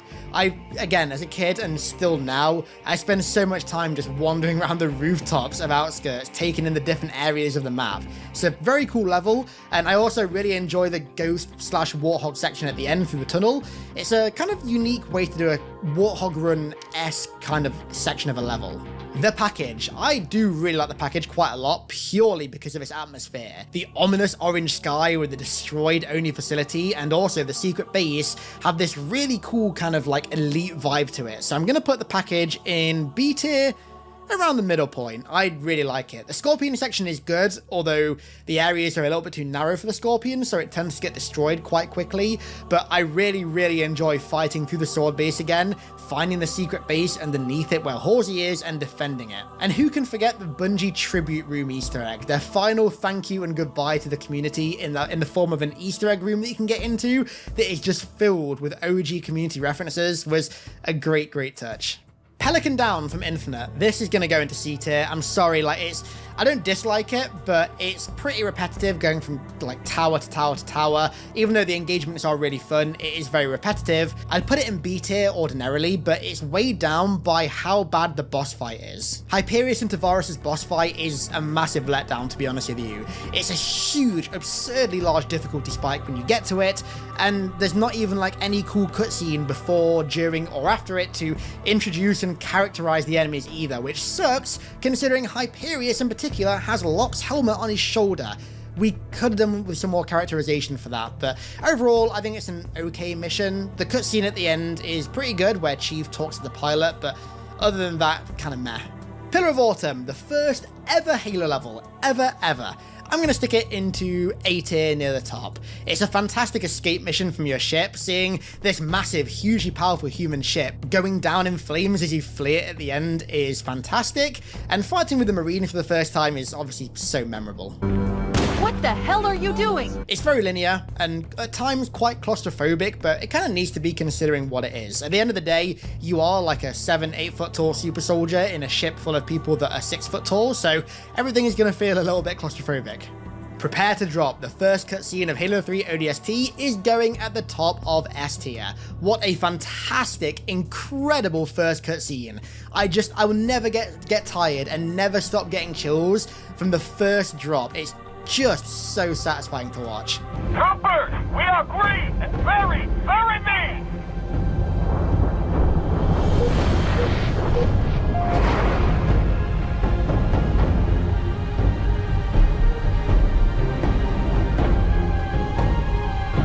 I take it back. Navy got his butt kicked. Hey, Romeo, remember when I told you to shut your mouth? And another great intro cutscene is Prologue from Halo 4. Prologue is going to go at the bottom of A tier. I really like Prologue. It might go towards the top of A tier were it not for the attempted retcons with all the designs, with the elites and the Spartans and all that, but I think thematically and narratively it's an incredible intro cutscene, and it sets up Halo 4's narrative so well.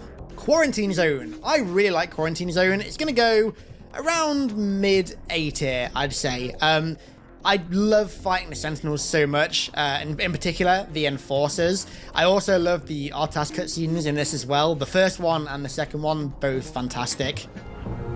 We shall cut into the heart of this infestation, retrieve the icon, and burn any flood that stand in our way.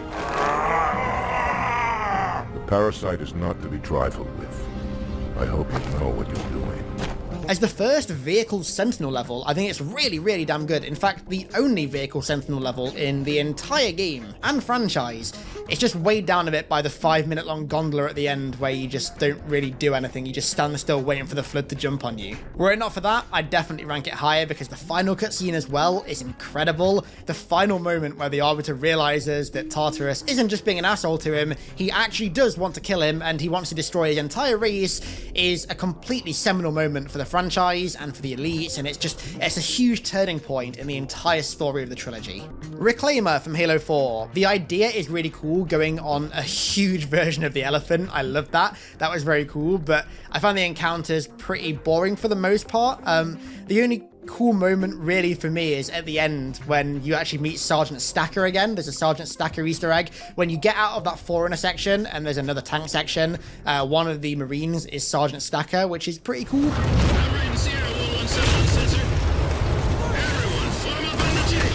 So it's going to go in C tier, but at the top of C tier. Recovery from Halo Infinite. This is basically a non-mission, so I'm just going to put it at the bottom of C tier, because the gameplay is really fun, but you just capture an FOB and then save like one group of Marines and that's it.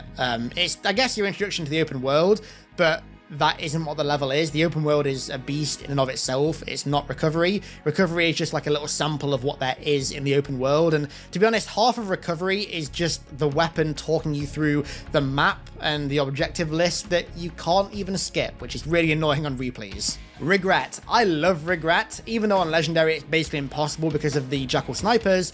My favorite bit of Regret, honestly, has got to be the underwater sections. I love all those underwater ruins that you see as you go past, and then the underwater facilities that you fight in. That's such a unique Forerunner facility that we've not fought in at all since, and I really hope at some point in Infinite DLC or whatever we do. The regular gameplay is really good. I love the environments that you fight in, but of course the most staple moment of the entire level is the Regret boss fight, or as Marty put it, punching an old man in a wheelchair.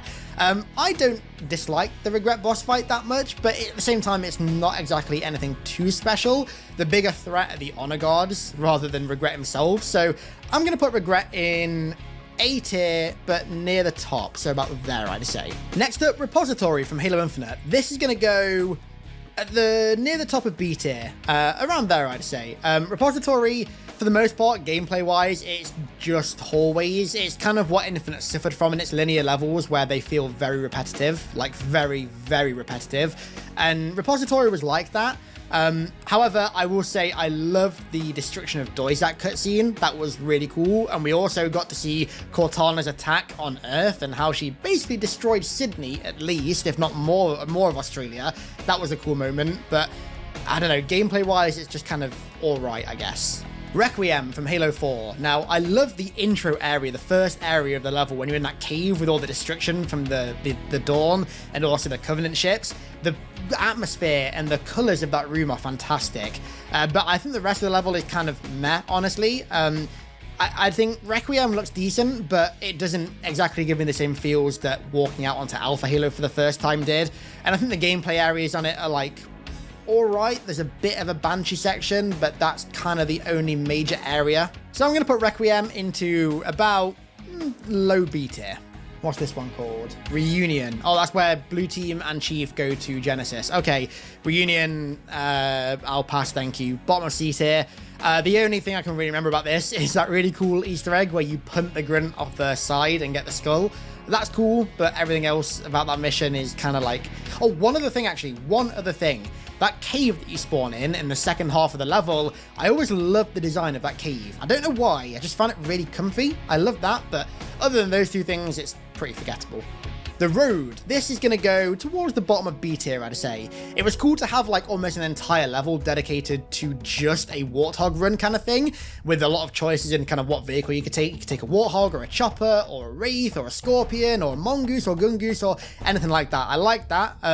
Although the fact that Infinite's vehicles are so damn weak made it kind of suck, because at least in my experience, even on normal, my Scorpion got destroyed so early, so I just kind of found myself on foot for the rest of it. However, having the Halo CE Halo theme playing in the background was so sick. It was such an adrenaline boost, and I love the bit where you went into the Banished Hunters for the first time as well.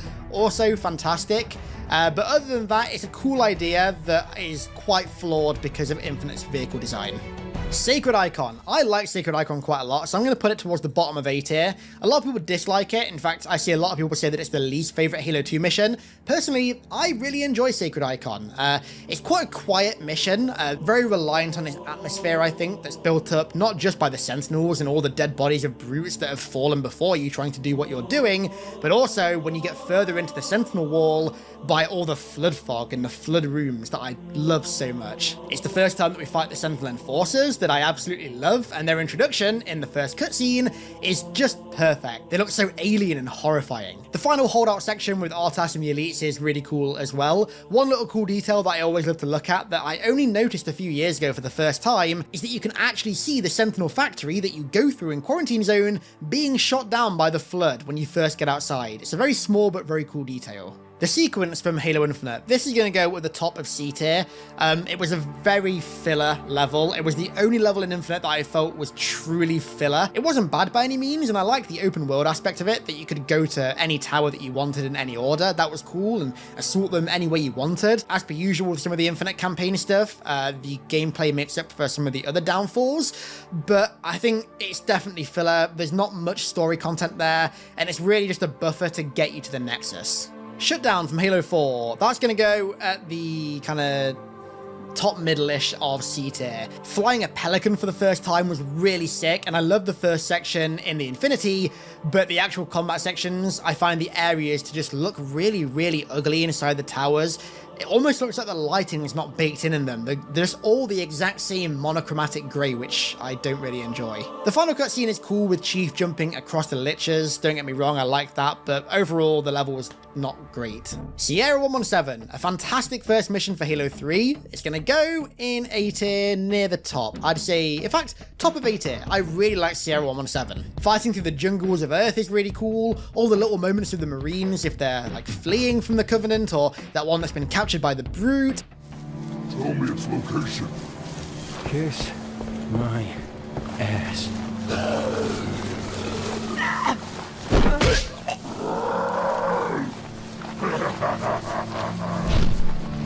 Or seeing Johnson getting captured and trying to fight back against that chieftain is really cool. And I love that moment at the end where the Pelicans come through the valley and just destroy those phantoms. That's such a cool spectacle. And yeah, one of the highlights I think of this mission as well is that they managed to make a forest on Earth still feel quite alien because of the Covenant's presence. It still has that kind of alien forest vibe that we got from Delta Halo sections in Halo 2, which I really enjoy, even though at the same time it feels very familiar because it's on Earth. The Silent Auditorium, the final level of Halo Infinite. Now, this might shock some of you. It's gonna go, I was gonna do S+, but I'm gonna do the top of S tier.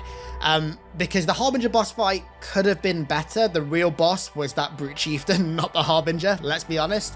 But the single thing that I love more than anything on this level is the aesthetic. When it comes to aesthetics in Halo, the Silent Auditorium, is like top 3 for me. The gold and bronze design of the Forerunner rooms with those statues that just look so imposing, and the design of the auditorium in particular, where the Endless were punished to live out the rest of their existence in persecution.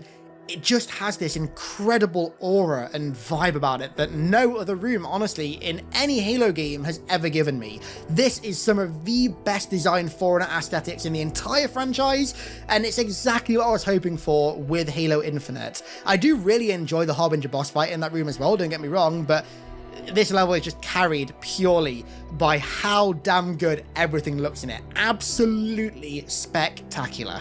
And another absolutely spectacular level is the Silent Cartographer, which is going to go there. S+ tier right in the middle. I think the Silent Cartographer is a fantastic example of an exploration-based Halo level. Granted, I don't like it quite as much as other people. I think it's like a 9.9 out of 10, but I don't think it's a 10 out of 10 like other people do. I think I would have liked it more if there were more underground sections to go to, but nevertheless, exploring the island still to this day has not gotten old. The unique encounters that you get as you go further down into the facilities, and also the different routes you can take to get to certain facilities are always really good for replayability as well.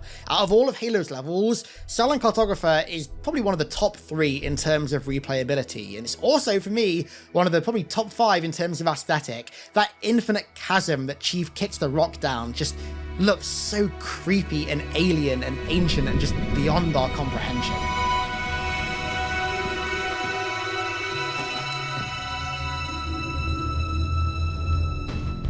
The Storm is going to go into A tier, but near the bottom. I think the Scarab fight is fantastic, and of course it's our introduction to Halo 3's Scarab, which is easily the best in terms of encounter design, but the rest of the level kind of alright. It's like I said, it's nothing too special, I don't think. It's good, but it doesn't stand as its own unique experience beside the Scarab encounter, which is really what pulls it into A tier. Were it not for the Scarab encounter, I'd say mid to low B tier, but the Scarab is just excellent. Swords of Sanghelios. This is probably my 3rd favourite Halo 5 level.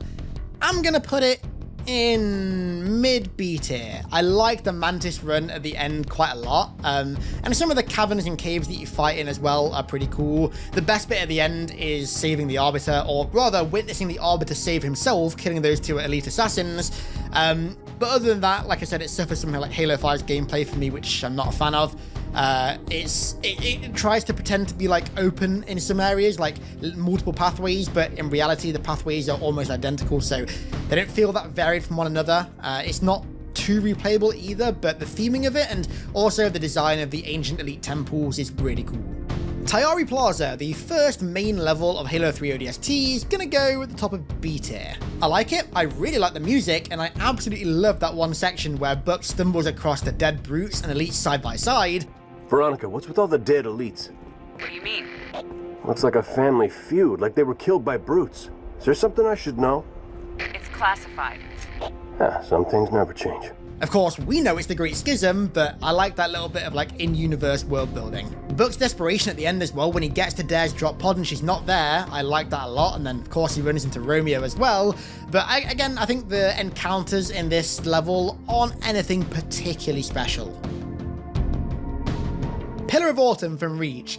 First time I saw this level when I first played Reach, I remember my jaw dropping that we were going to be going to the Pillar of Autumn. The Pillar of Autumn. And we did, and I loved it. I'm going to put Pillar of Autumn towards the bottom of A tier, I'd say. I like the section on the Mac gun at the end and that holdout section, and some of the bits where you're going through like the foundries as well in the shipbreaking yard are really, really cool. We've got fantastic atmosphere, but again, it's pulled down by how just unfun I think a lot of Reach's enemies are to fight. Seeing Captain Keyes again though, that was a massive, massive plus, and seeing Emil die was incredibly sad, but it was a very, very badass way to go out. Same goes for Carter as well. What a fantastic way to send out your team's captain. You're on your own, Noble. Carter out.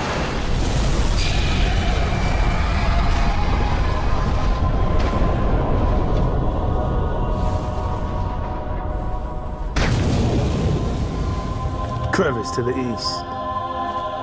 Let's go. The Tower from Halo Infinite. Bottom of A tier, I do really enjoy the tower. Again, it's kind of a short level, like many of Infinite's are, but I love it. My jaw, again, funnily enough, my jaw dropped when I first got to the tower and I saw that massive hologram of Chaklock at the base of the tower talking to me and beckoning me into the tower. That was such damn good theming, and it made the whole tower section feel so much more epic. I loved as well how you had to actually use your flashlight in the tower because of how dark it is, and Chaklock's fight was enjoyable for the most part. He was really just like a tougher elite zealot, but he was still pretty fun to kill because, well, elite zealots are fun to kill, and the cutscene at the end was a good one to pull on the old heartstrings. Tip of the spear from Reach. This is going to go towards the top of B tier. Gameplay-wise, it's alright, but the whole theming of it is just great. I love the intro cutscene where it really feels like you're going to war. I also love a lot of the kind of spectacles, like, for example, when you take out the first AA gun and you see those long swords do a strafe run over to the spire and take it out.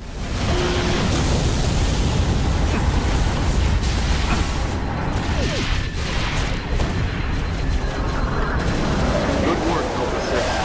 UNSC air support. Skies are clear. Copy 2 Lima 4, bombing run, heading 224.6, permission granted, out. And then, of course, the Spire section at the end was really, really damn cool as well.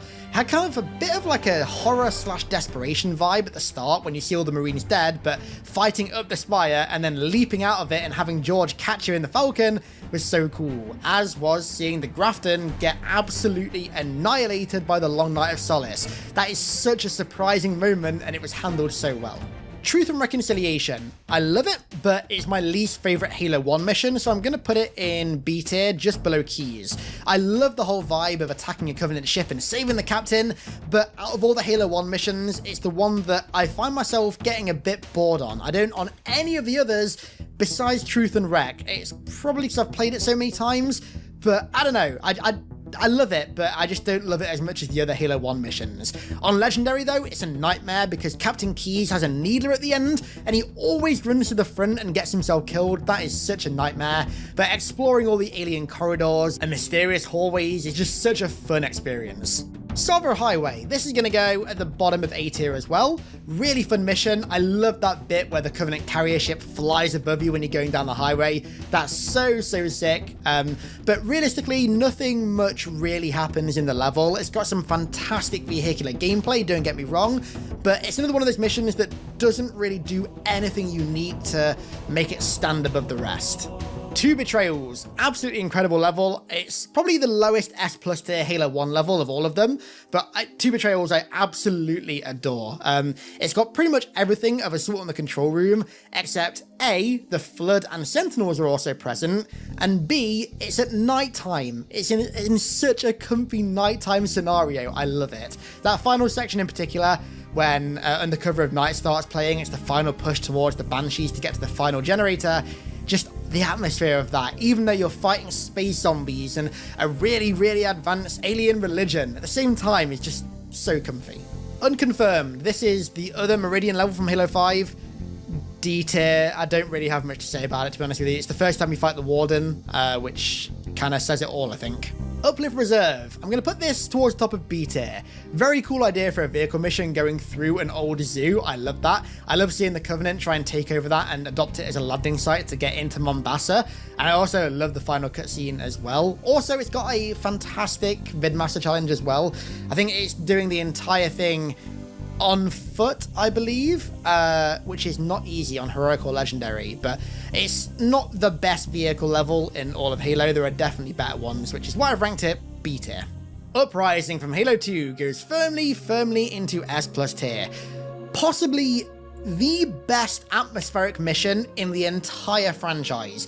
It's like right after, of course, Quarantine Zone, where you've seen Arbiter get betrayed. It's the culmination of that, and it's the start of the next part of Arbiter's journey, rallying against the brutes in the Covenant and getting revenge for him and his species being betrayed. And my god, does it do it so well. By the prophets, what had these brutes done? They had shed our brother's blood, and for that they must die. Sell it. So much for a stealthy advance.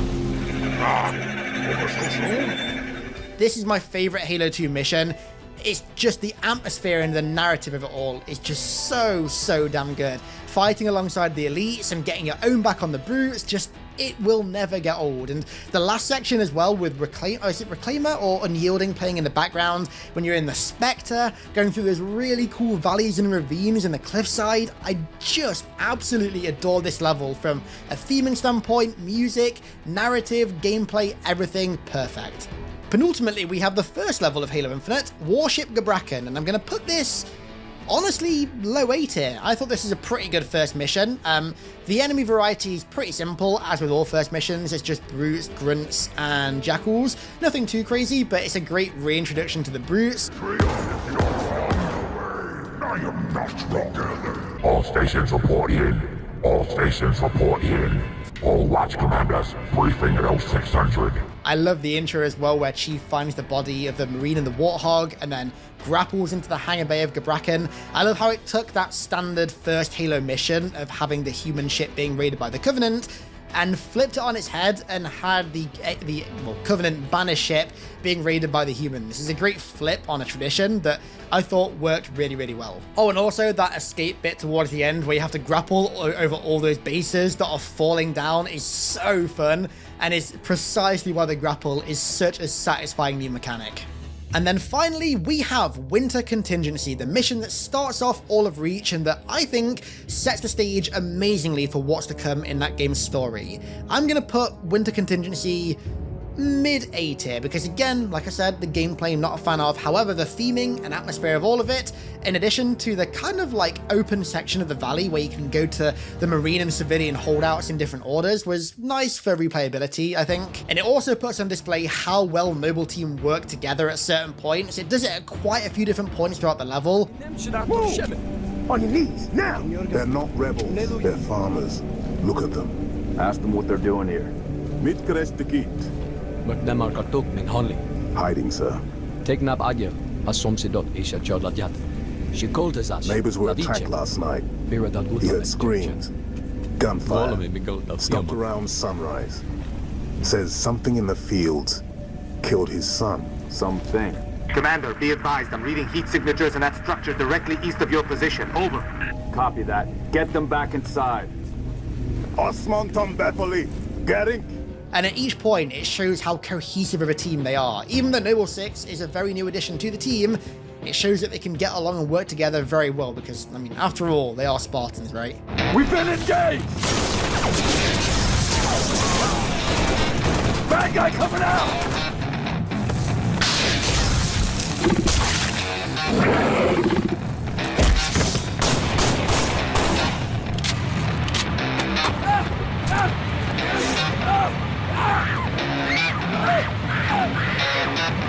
That Tango group has permission to pursue. -4, stay on the entrance. 2, handle her. 5 and 6, clear the hole.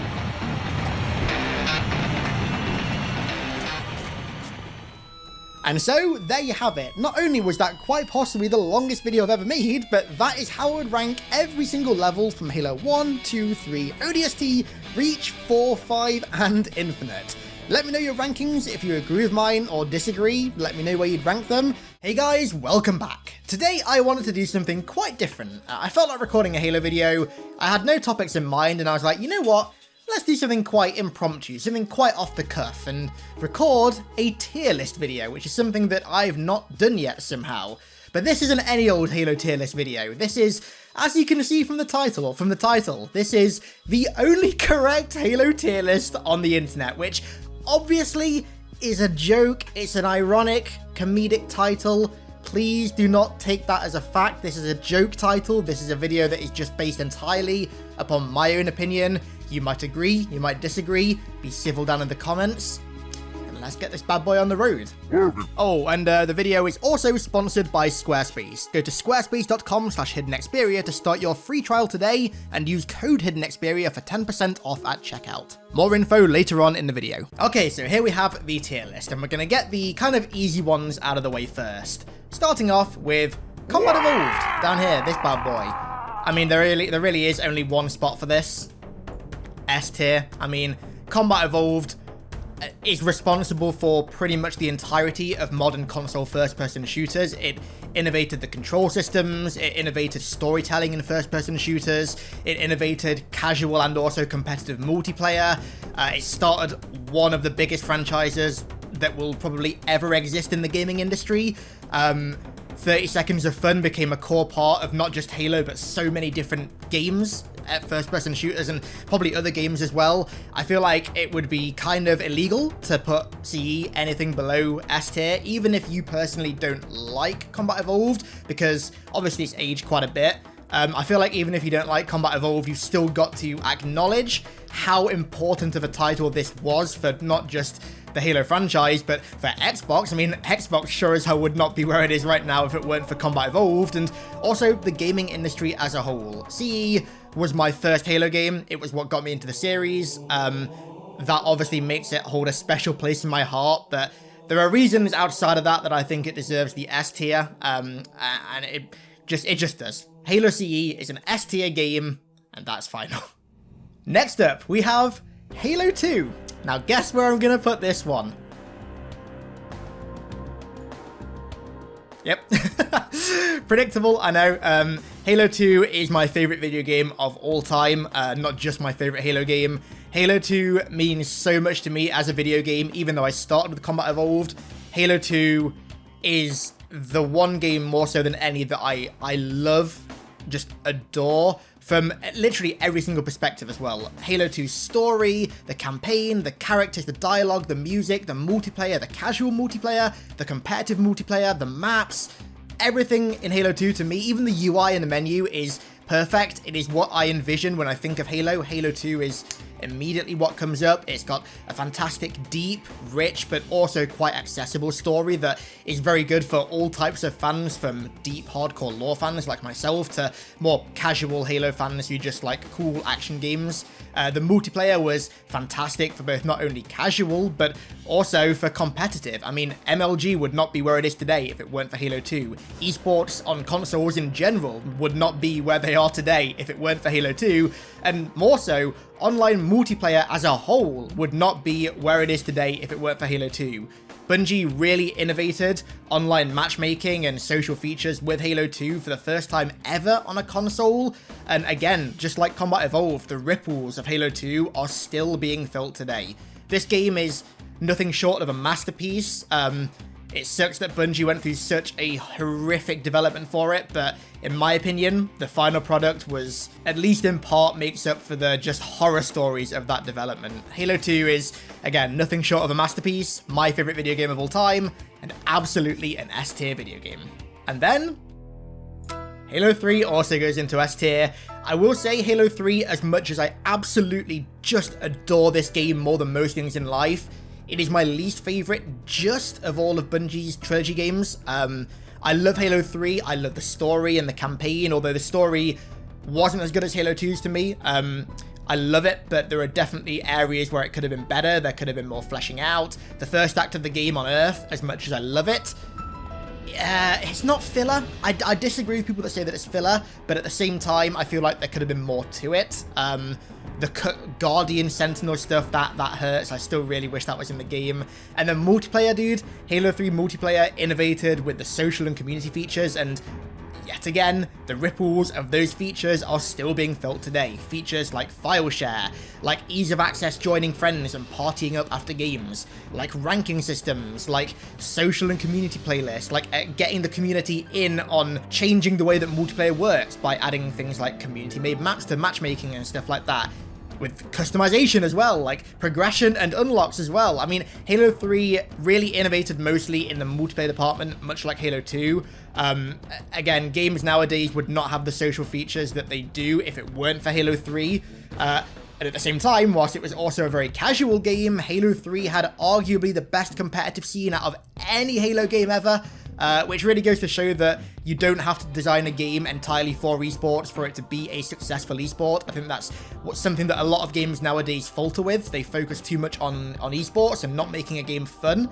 And Halo 3 really nailed it down. It really is, I think, generally speaking, the perfect multiplayer game for Halo. I don't think anything has topped it since, as much as I love Halo 2. I think Halo 3 was the perfect balance of social, of competitive, of casual gameplay, and competitive gameplay molding together. And again, it's still a masterpiece, dude. S-tier masterpiece.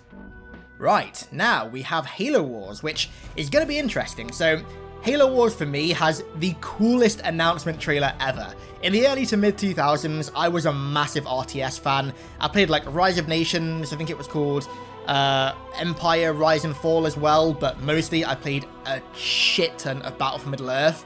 And so when I heard that Halo was getting an RTS, and I saw the trailer, like, God, how old was I at the time? I must have been 11, I think, 10 or 11. I was going crazy. I had those pictures as my desktop wallpaper for years, and then the game finally came out, and I liked it a lot, but I will say, comparing it to the RTS games that I was used to and that I loved, like Battle for Middle-earth, it was a bit of a letdown, and that, I think, primarily is because it was a console exclusive. It was limited very much by the hardware of the console, and also by the input, like the controller. I mean, RTS and controller is very different to keyboard and mouse. It's got to be a lot simpler. So I'm going to give Halo Wars 1 a B tier rating. I love the game. I love the story and the music. It was the first time that Halo ever really dipped its toes in something different. And I think it was absolutely successful. I just think that it could have been a lot better had it been on PC as well as console, and had it not been so limited because it was locked to console.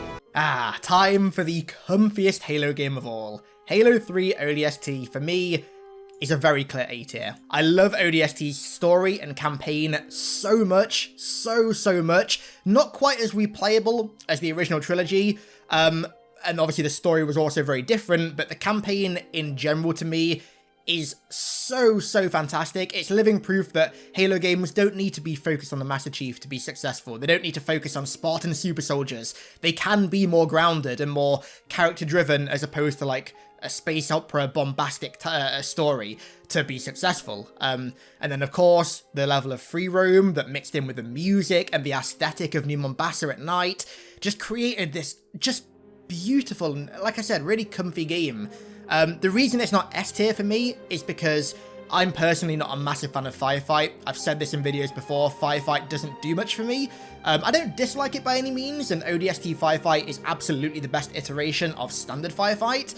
However, back in the day when ODST came out, there were quite a lot of games that were offering fantastic horde modes, and when it came down to it, would I rather play ODST Firefight, or World at War Zombies, or Gears 2 Horde, or Left 4 Dead Survival? Not really. I was always more drawn to Gears Horde and Zombies, for example. So if Firefight was better, and also I always kind of wanted to see some degree of like ODST multiplayer or something, like a more grounded version of Halo 3's multiplayer where you played as ODSTs. I always was kind of hoping that that would happen, but obviously it didn't. So yeah, the reasons that I just mentioned are why it's not quite S tier. The campaign alone is S tier, but the overall product is A tier for me. Right. Brace yourselves. You're probably not going to like this. Reach to me is a very interesting game. I'm going to put Reach in C tier. Now, hold your horses. Don't hit that dislike button just yet, right? Reach is a very interesting title for me because it is the most polarizing title, I would say, as a whole for the Halo community. And for me, it is the game with the most ups, but also the most downs. Like, for example, I absolutely adore Reach's story and narrative and characters. Even though, yes, I like the Fall of Reach book, I also love Reach as a game. Sorry, I just do. I know lore fans aren't typically a fan of that, but I personally love Reach's story. Yes, I love Emil. Emil is one of my favorite Halo characters, and I am proud to admit it. Sorry, I just am. What else did I love? Customization. Customization in Reach was fantastic. Bungie absolutely nailed it. And Forge was a great expansion as well. I was never really into custom games that much with Reach, so I can't really judge that. But honestly, story, art style and customization, and Forge are really where the positives end for me. Also Invasion. Invasion was beautiful. Chef's kiss. But that is really where it ends. Reach's standard vanilla multiplayer, was the first time that I've ever felt myself disliking a Halo multiplayer, which at the time was a very weird feeling for me. I can't stand Bloom. I couldn't stand armor abilities. I didn't think the maps were that great overall. The map variety was pretty poor. Invasion for me was really where Reach's multiplayer shined. I still to this day can't play casual Reach multiplayer because the combination of Bloom, the poor weapon sandbox that I don't think is very interesting, and they're just not particularly good maps, just don't go together well for me. And then in terms of the campaign again as well, I find Reach's campaign to lack any degree of replayability. Although I love the story and the characters, I think the enemy design and like encounter design and map design, again, isn't great. At least to me, I never feel compelled to replay Reach's campaign. I mean, so much so that when I replay Reach's campaign for video footage, I exclusively do so with Vengeful Verdam's fantastic Reach Evolved mod that makes the sandbox more interesting. I feel like I have to. I just can't enjoy the campaign. And then Firefight as well. I mean, ODST Firefight didn't do too much for me, and Reach honestly did even less. Not a fan, but in terms of narrative, art style, customization, invasion, and also UI as well, Reach's UI was, again, chef's kiss.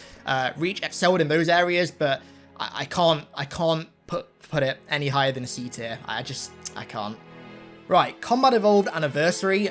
This one is going firmly into D tier. It was nice to get a remaster of Halo CE, and it is definitely interesting to see CE with basically Reach art style, which in a way is technically more faithful because of course it occurs directly after Reach. It was definitely interesting to see that interpretation of Combat Evolved, but didn't do anything for me personally. I think it ruined a lot of the atmosphere of Combat Evolved. Levels like the Library, like 343 Guilty Spark, like Truth and Reconciliation, they're just far too bright, and I just feel like the original aesthetic that Bungie managed to craft so beautifully with Combat Evolved was really damaged with CEA's art style and aesthetic.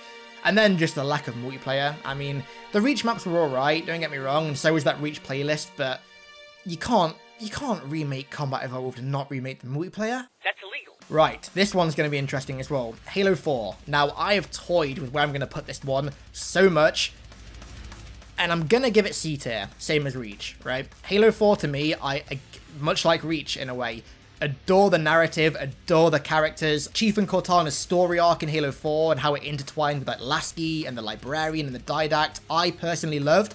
I do understand why people don't like Halo 4's story, but personally, I love it. I think it's fantastic. Though, like Reach, I feel like the campaign is not particularly replayable. I don't find the Promethean is fun to fight. I don't find the level design to be that great or that interesting, so I'm never really compelled to replay Halo 4's campaign.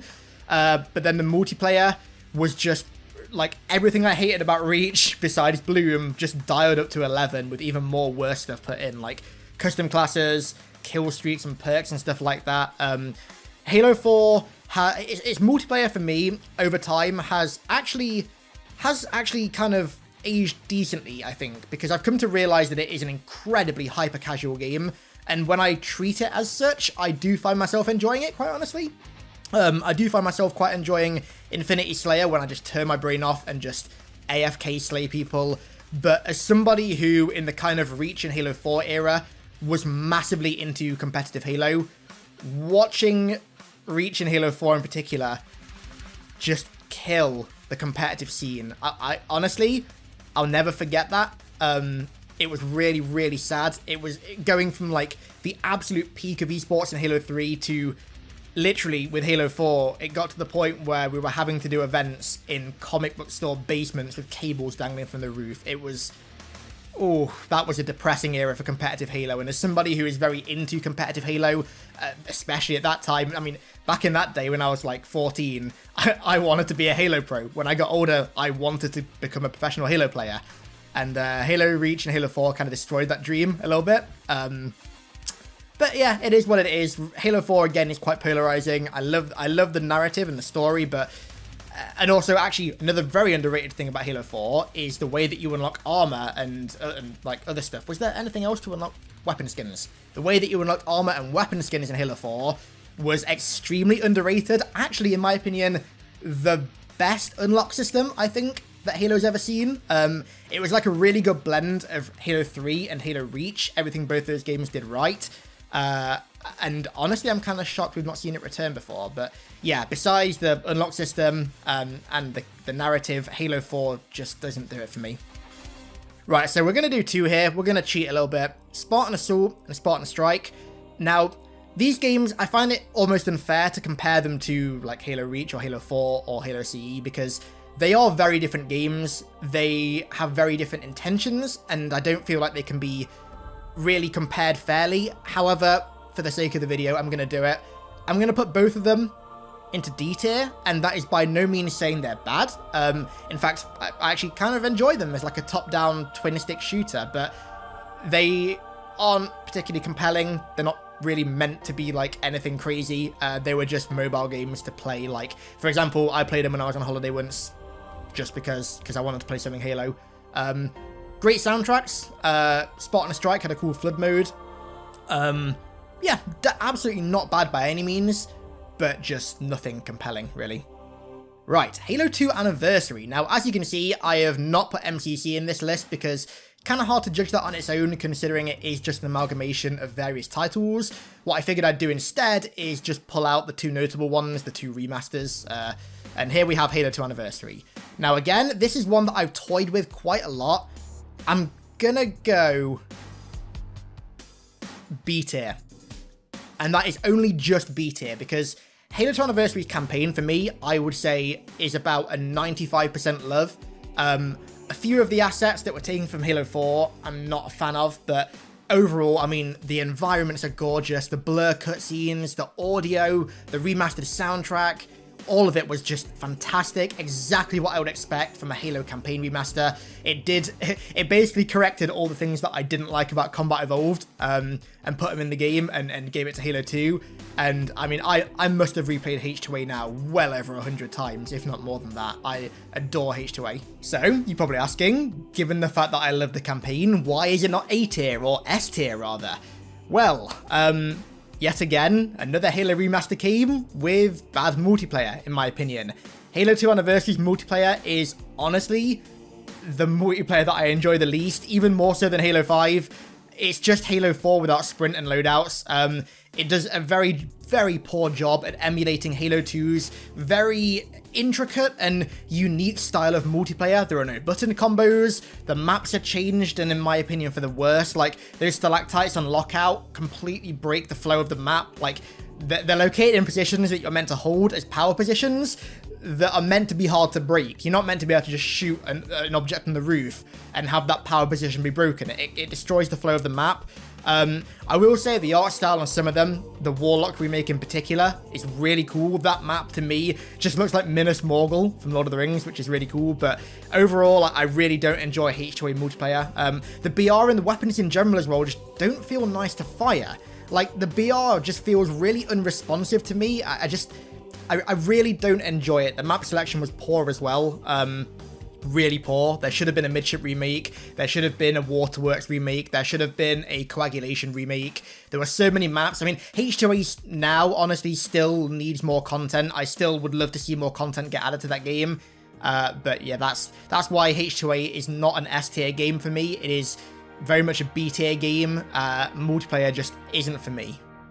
Right then, we then have Halo 5. Now, this is a game that, again, is quite polarizing. I know a lot of people that love Halo 5. Personally, not a fan. E tier. I'm sorry. I appreciate what they were going for. I appreciate the kind of style of gameplay they were trying to give Halo. But it just doesn't do it for me. I can't stand Halo 5's gameplay. To me, it's not what Halo should feel like. It's far too fast and far too just manic almost. Like, when I play Halo 5, or rather when I played Halo 5, I felt like I was getting mentally drained trying to play just like the most casual of game modes. And that really leads into the next thing as well with Halo 5. It isn't a casual game. There is no way to just kind of sit back and chill and play Halo 5, or at least there wasn't for me. What I always loved about Halo was that there were playlists there if I wanted to go and try hard and try and increase my rank, and there were playlists there if I wanted to just go and chill and just AFK slay people. And Halo 5 didn't have that. Everything felt hyper ranked in that game, even Warzone did to me. Then, of course, there's the rec system, which was absolutely awful. The way they ruined Halo's customization and progression system for it, just... no thank you. Campaign, no. The only good thing about Halo 5 to me, two good things, right? Forging Customs, objectively great, even if you're not a fan of the game. Halo 5's Forging Customs were fantastic. And HCS. Although I didn't enjoy playing Halo 5, I enjoyed watching it, and it was great to see, kind of in tandem with H2A as well, 343 put a re-emphasis on esports and try and resurrect Halo esports, and Halo 5 definitely went a long way to do that. It's definitely not managed it, but it's gone a long way down that road to reviving the scene, and I'm hopeful that Halo Infinite can really just bring it back to Halo 3 levels. But overall, Halo 5 to me is personally not what I look for in a Halo game. It is, for the most part, the antithesis of what I enjoy in a Halo game. The story that we were pitched with all the marketing and trailers had me so excited. I loved the idea of Locke being this, like, Oni agent that was really mysterious and was sent to hunt down Chief, and you never really knew his intentions, but the Locke we got in the game was just uninteresting. I could talk for a long time about why I personally don't like Halo 5, but I'm going to leave it there because you've probably heard it all before. Halo 5 to me is an E-tier game. I'm sorry, just my thoughts, but it really is. Right, this is going to be an interesting one. Halo Wars 2. Now, Halo Wars 2 to me, I'm going to stick in B tier. I go through this constant kind of flux of preferring one Halo Wars game over the other. I go through periods of preferring Halo Wars 2 over Halo Wars 1, and then periods of preferring Halo Wars 1 over Halo Wars 2. I think Halo Wars 2 definitely felt more like a PC RTS, like Battle for Middle-earth, like ones that I personally love, but at the same time, it still felt like it was kind of tied down by console. It still felt like it could have been bigger. The post-launch support for Halo Wars 2 was fantastic. It's a shame that it's been shut off now, but the new leaders we got were amazing. I love the units. I love having, like, modern Halo-era units like the Mantis make its way into Halo Wars. I thought that was really cool. It's a game that I really enjoy. It had a fantastic firefight mode. Awaken the Nightmare was really good, even if some of the lore stuff was kind of not particularly good. It was still really enjoyable. So was Spearbreaker.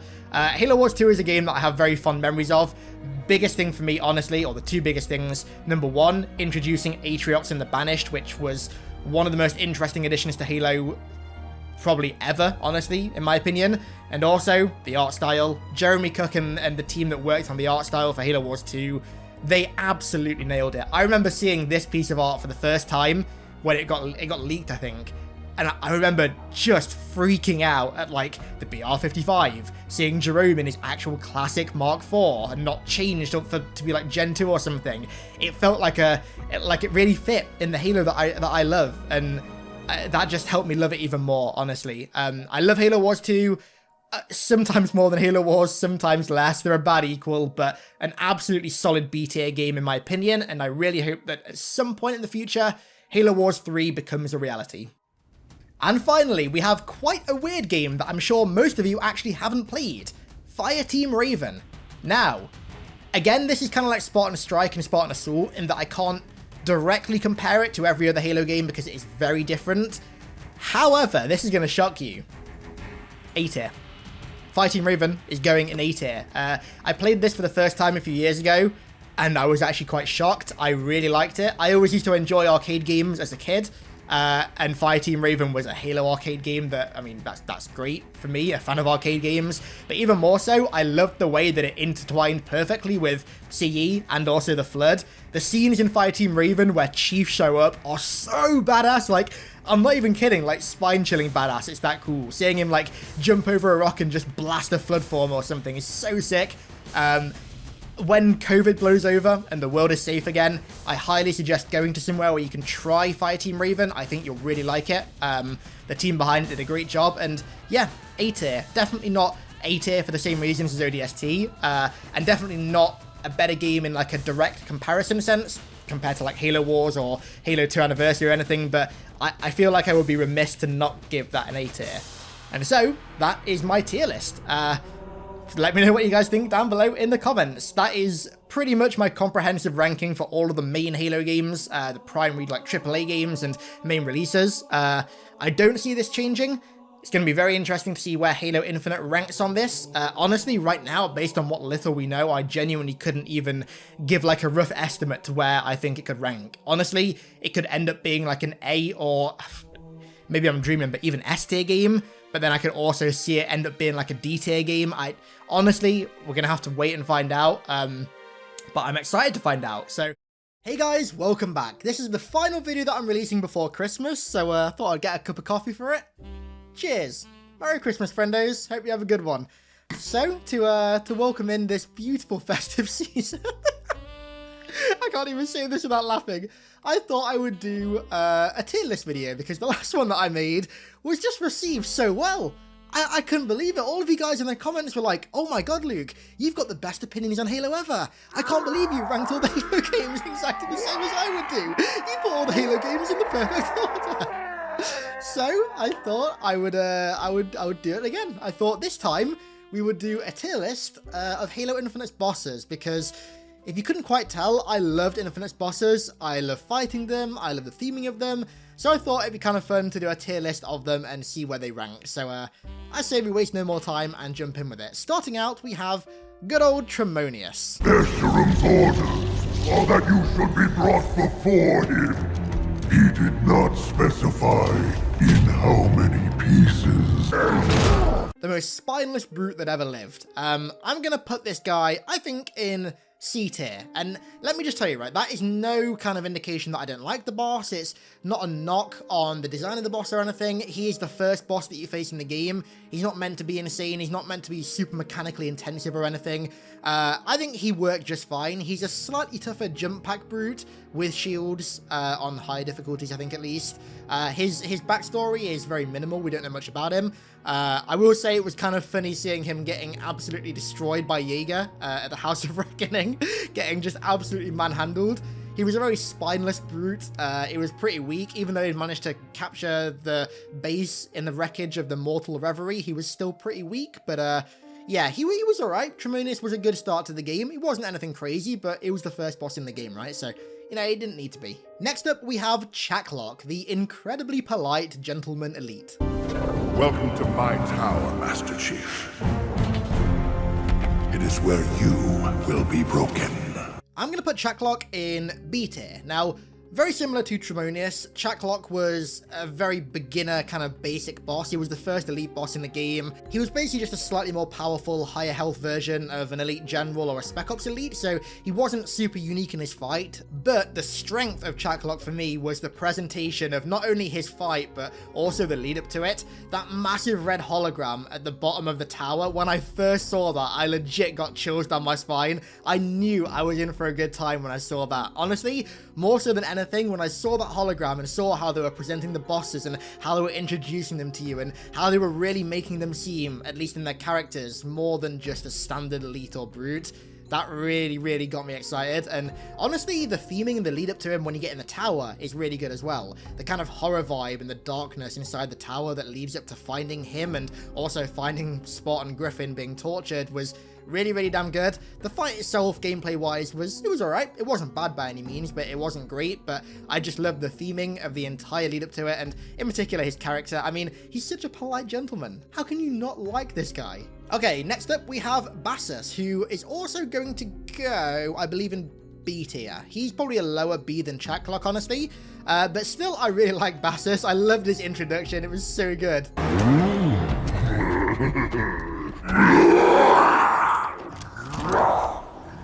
Spartan's not so tough, I think. Break open easy. Soft inside. Chief? I see him. Just the delivery of that line was fantastic. I did like how they framed him as an older and kind of more experienced brute chieftain compared to the other ones that you fight in the game. He's a lot less aggressive, at least in his introduction, compared to other ones, which I liked. His voice was great as well. I loved the voice acting. The boss fight itself was honestly, again, kind of just a brute chieftain, but like slightly more powerful. When you learn how to cheese him on Legendary, he's very easy. He was great as the kind of last basic introduction boss in the game, I think, and honestly, he just gets points for that really cool intro. Spartan's not so tough, I think. Break open easy. Soft inside. Okay then, shaking it up, next we have Adjutant Resolution. This bad boy is going straight into A tier, and I'm gonna be honest, he is very close to being S tier. When I saw him first, I was like, right, I know this guy's gonna go evil, and I know we're gonna have to fight him. But what I did not expect in any way was for him to get into a massive, like, Sentinel Enforcer, Aggressor Sentinel kind of mech and fight him in that. And then I didn't expect him to come back again and get in a bronze version of that mech and have to fight him again. I love both the fights. They were so good. The theme as well. The music for both the Adjutant fights was so damn good. Again, he wasn't insanely mechanically intensive, but I think you'd struggle to pull off a boss fight in a game like Halo that is as mechanically intensive as a game like, I don't know, Dark Souls, for example. I don't think that would really work that well. So I think Adjutant is about as far as you can go in that regard without pushing the boat out too much. Having to shoot the arms and then focus the eye in between phases was pretty basic, but it added enough flair to the boss fight to make him feel like more than just a regular tough Sentinel. And as well, he gets a point for being so damn resilient. I mean, we fight him twice and then he comes back again and he's like, no, I'm sorry. So yeah, I really enjoyed the overall character of Adjutant, but the boss fights, both mechanically, in terms of narrative and also soundtrack, was absolutely fantastic. So much fun, so enjoyable. Right then, now we have Hyperius and Tavares. I'm sorry, but this is the only bad boss fight in the game. Going down to D tier. Not a single cutscene, not a single, like, introduction scene or anything for them. You get Hyperius talking to you over a radio for like 5 seconds, and then they just appear. You don't even see Hyperius come down. Tavares just kind of comes down. You don't even see Hyperius come down. He's just there in his chopper. Granted, that chopper is very, very cool. I hope we can use that in multiplayer at some point. But in terms of like the whole lore for them, what was going on with them? I almost feel like, I feel like something was cut with them, because obviously Hyperius has Locke's helmet and chest piece on his bicep, and we never see how that happens. We never even hear how that happens. Hyperius doesn't even mention it. Like, I really feel like we should have had a cutscene that linked to that or something, or they introduced them. These two kind of give me Pavium and Voridus vibes from Halo Wars 2, but I'm going to be honest, nowhere near as cool. I think the characters of Pavium and Voridus were so much more fleshed out. Well, they were more fleshed out because they were fleshed out. Tavares and Hyperius had no fleshing out whatsoever. And then mechanically, I don't think they're that great either. Tavares is kind of just a big bullet sponge. Hyperius isn't as bad because you can kill him in his chopper, or you can get him out of his chopper and then kill him on foot. That's not too bad, but Tavares wasn't great. And on Legendary, they are utterly miserable. They get knocked down at a point for that alone. They are awful on Legendary. I did not enjoy them at all. It's such a shame because the theming for the characters, the idea for them is so damn cool. Like brute Spartan killer brothers, one of which has fought and defeated Locke and has Spartan fingers on a necklace around his neck. And yet none of that is ever touched on in any sort of like dialogue or lore or cutscene or cinematic or anything. That's such wasted potential. I really hope in DLC they actually do something with these two guys, because it's such a shame having them be so wasted in the main campaign. Right then, this one is going to be predictable, but Jaeger Adomni, S tier.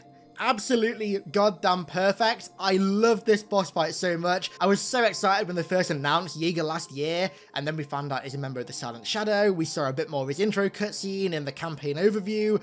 My hype just kept going up, and when I got to the boss fight, I was like, right, it can't be as good as I think it's going to be.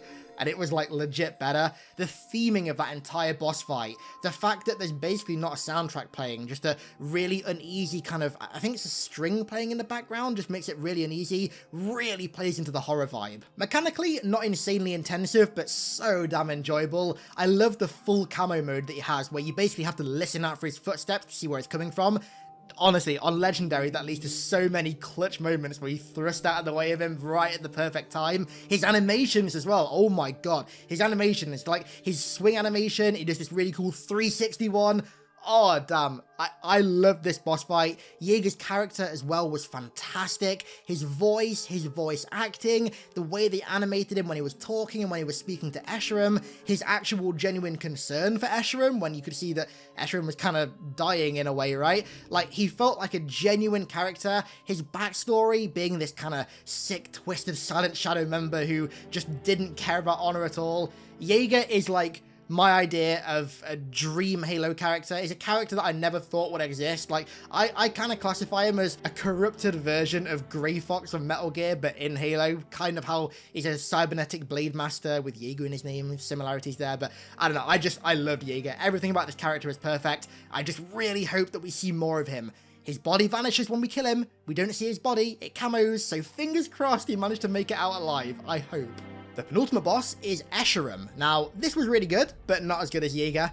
Escharum is going in A tier. I would say probably the lowest of all the A tiers in this game. He wasn't insanely mechanically intensive, again like Jaeger, but I feel like there are enough mechanics to make him feel like more than just a brute chieftain. I like shooting the relays on the wall, how he still attacked you whilst you were doing that, but you had to kind of ignore him and try and position yourself to get an angle on the relays, but doing so was difficult because if you went out into the middle of the room, you were super exposed from him. And honestly, my favorite bit of this boss fight is the animation that he does when he pulls out Diminisher of Hope, when it's like very clear that the second phase of the fight has started, and he just throws all sense of like pride and honor in the fight out the window and just launches himself at you. I really enjoyed that bit. Diminisher of Hope as well is not only a really cool weapon, but a really damn cool name for a weapon. The music for the boss fight was really, really cool. I like how it took place in the room where all the House of Reckoning cinematics took place. That kind of added context to all of those cutscenes, and the fact that the pilot's life was at stake throughout the entire fight made it even more tense as well. His backstory was great too. I mean, he's the guy that made Atriox who he is now. I mean, that alone is so damn cool. So yeah, Escharum definitely goes into A tier, but like I said, he is definitely the lowest of all the A tiers, which means the Harbinger is the final one. And where's she going? A tier. And she's going, if it'll let me, at the top. There we go. Okay. Harbinger, I loved this fight so much.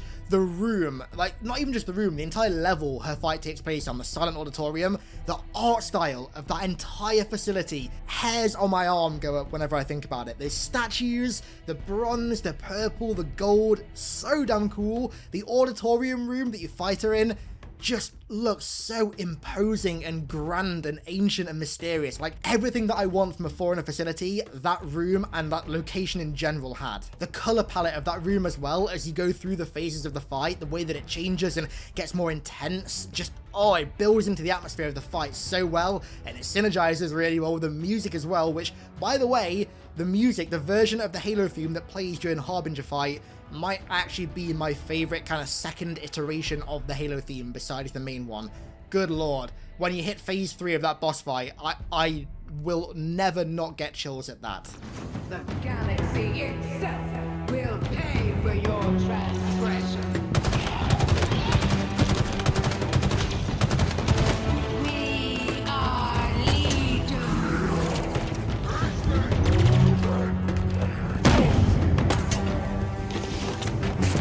Your interference will cost you dearly. I really like the Harbinger's character as well. Like I said in my review, I feel like we didn't see enough of her in the game, but what we did see, I really liked. Funnily enough, she actually reminds me of the Didact in that sense, because I have exactly the same thoughts about the Didact in Halo 4. I love him and his presentation, but we just didn't see enough of him, and I really feel that way about the Harbinger.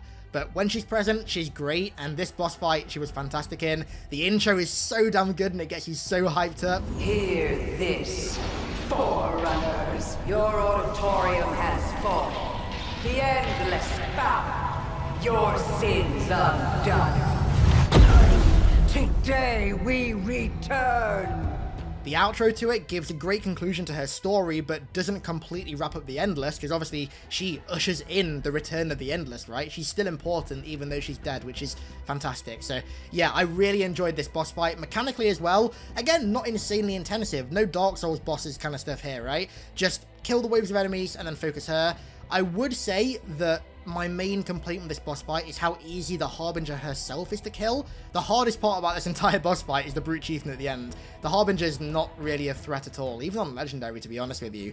I feel like if she was more of a threat, and if she was also present throughout the game more, and also in her fight more, I would put her fight in S tier, but right now, it's the highest ranking A tier fight in the entire game. Definitely A+.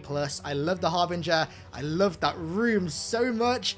I love this fight. And so, there you have it. There is my definitive Halo Infinite boss ranking tier list. Hopefully, as more DLCs come out, and fingers crossed we get more bosses as well, I can update this video in the future and make more tier lists like this, because I always like seeing where things rank up, and honestly, I feel like this is a pretty fair list.